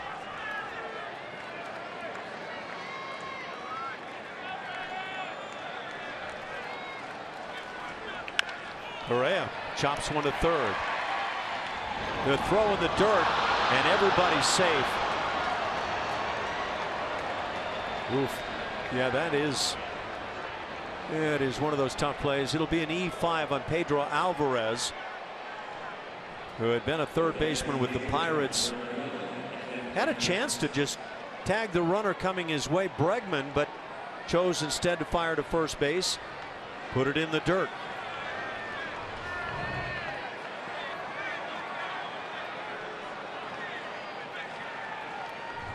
Brings up Evan Gattis, who hits it sharply up the middle. Hardy makes the play. Force at second base, and that'll do it. The Astros add 2 more as they lead 12-2 over the O's.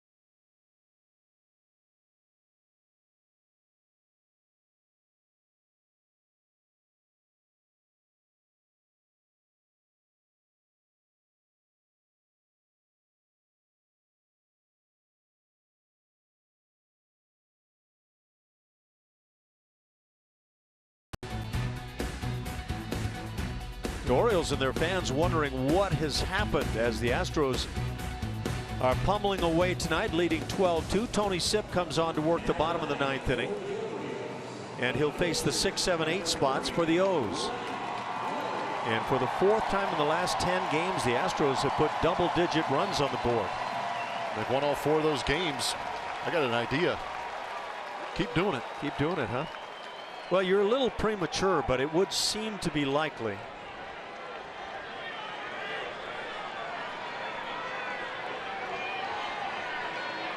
Ryan Flaherty at the plate. The pitcher. Your third baseman pitcher.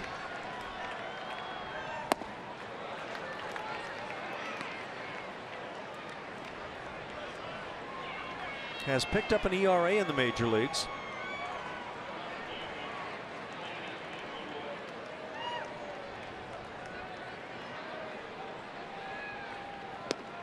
Oh, and 2 the count.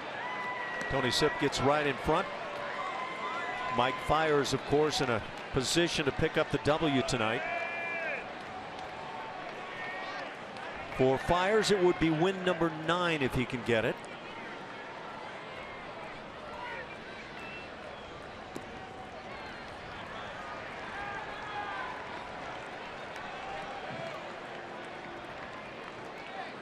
Flaherty hitting .221 on his season.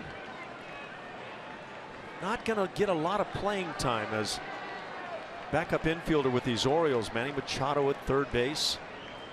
Jonathan Schoop at second, playing so well. And the punch out recorded by Sipp, first out of the inning. Join the Astros on Saturday, August 27th, I apologize, and be one of 10,000 fans to receive a Jose Altuve Gold Glove Silver Slugger bobblehead presented by Coca-Cola. For more information, visit Astros.com or call 1-877-9-ASTROS. That's on August 27th. Strikeout number 9 for the Astros staff. And a hot shot back up the middle. That's a solid base hit. Picked up by Pedro Alvarez. He's aboard with 1 out as J.J. Hardy comes to the plate.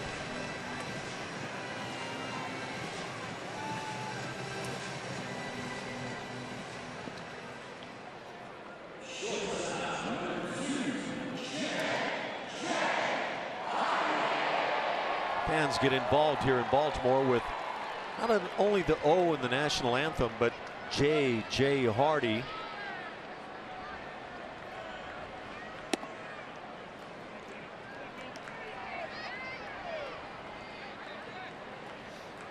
Hardy 1 for 3 on his night. Had a couple of home runs in the opener here in the series. Who didn't? That's true. Man. The Astros have hit 3 long balls tonight. Bregman, Springer, and Castro. Orioles have launched a pair, Davis and Machado. Actually, that was Pierce with the home run in the 8th inning. 1-2 the count. The Astros have not turned a double play tonight. The Orioles have turned 3.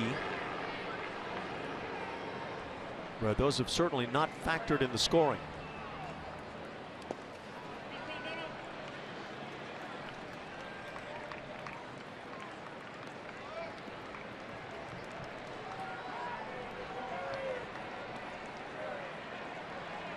The Astros scoring 12 tonight and left 11 runners on base. Is that an effective night offensively?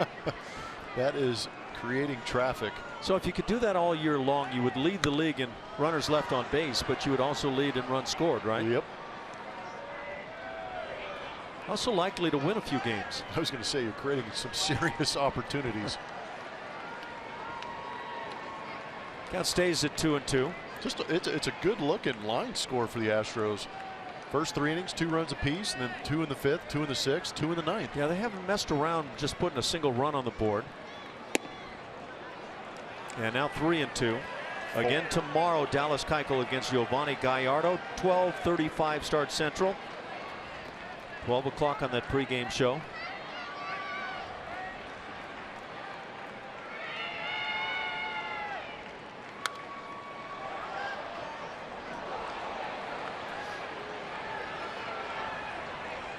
Yeah, actually, it's going to be pretty interesting to see if Dallas Keuchel can get his game turned back around. You were talking before yesterday's game about the need for Keuchel and McHugh to really step up in the final 42 games of the season. It didn't work out for McHugh, but the Astros got the win. Just away. It's a one-out walk. Runners at first and second.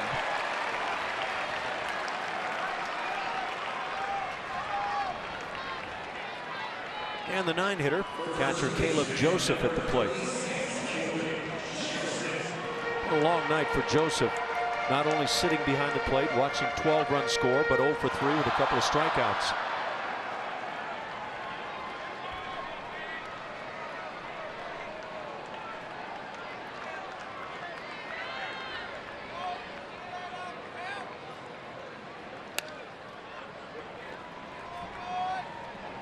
Healthy swing as he fouls it back.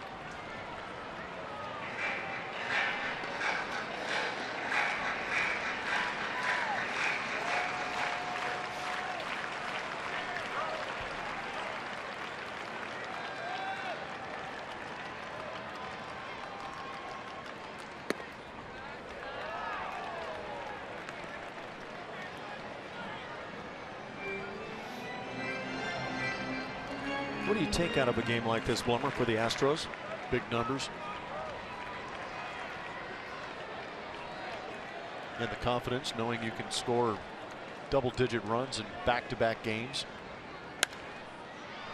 Two more guys at the top of the order. Springer and Bregman pick up 3 hits tonight. Altuve 2 more. Evan Gattis stays hot, picks up a pair, and Jason Castro with 2 hits, a home run, 4 RBIs on his night.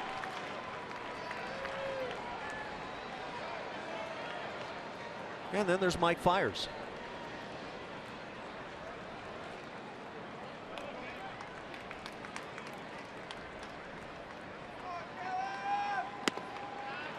Two and 2 the count.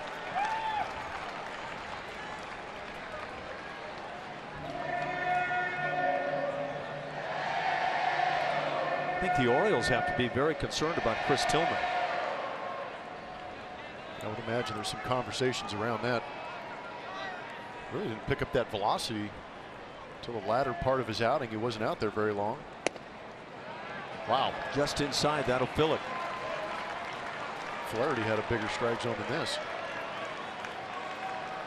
And you keep in mind the Orioles are one of the clubs the Astros are chasing in terms of the wild card. It's Boston and Baltimore currently holding the top 2 spots. Seattle, Detroit, the Yankees, Astros, Kansas City all involved.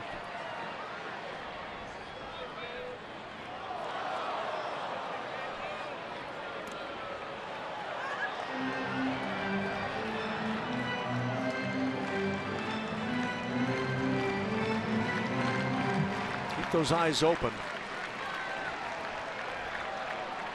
How about that father-son conversation where he's telling his kid, this is how offenses are supposed to go. Watch the Astro hitters, every one of them. Hit in the air down the right field side. Springer on the move will cross into foul territory and make the catch.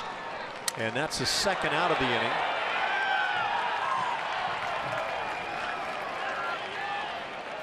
Did you just see that? I saw what I saw. Man, What did you see? this. Oh.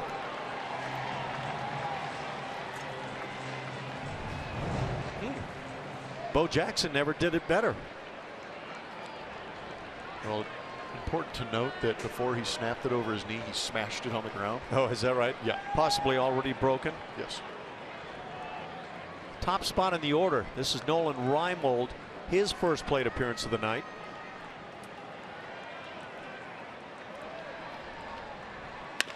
Grounds one slowly to short.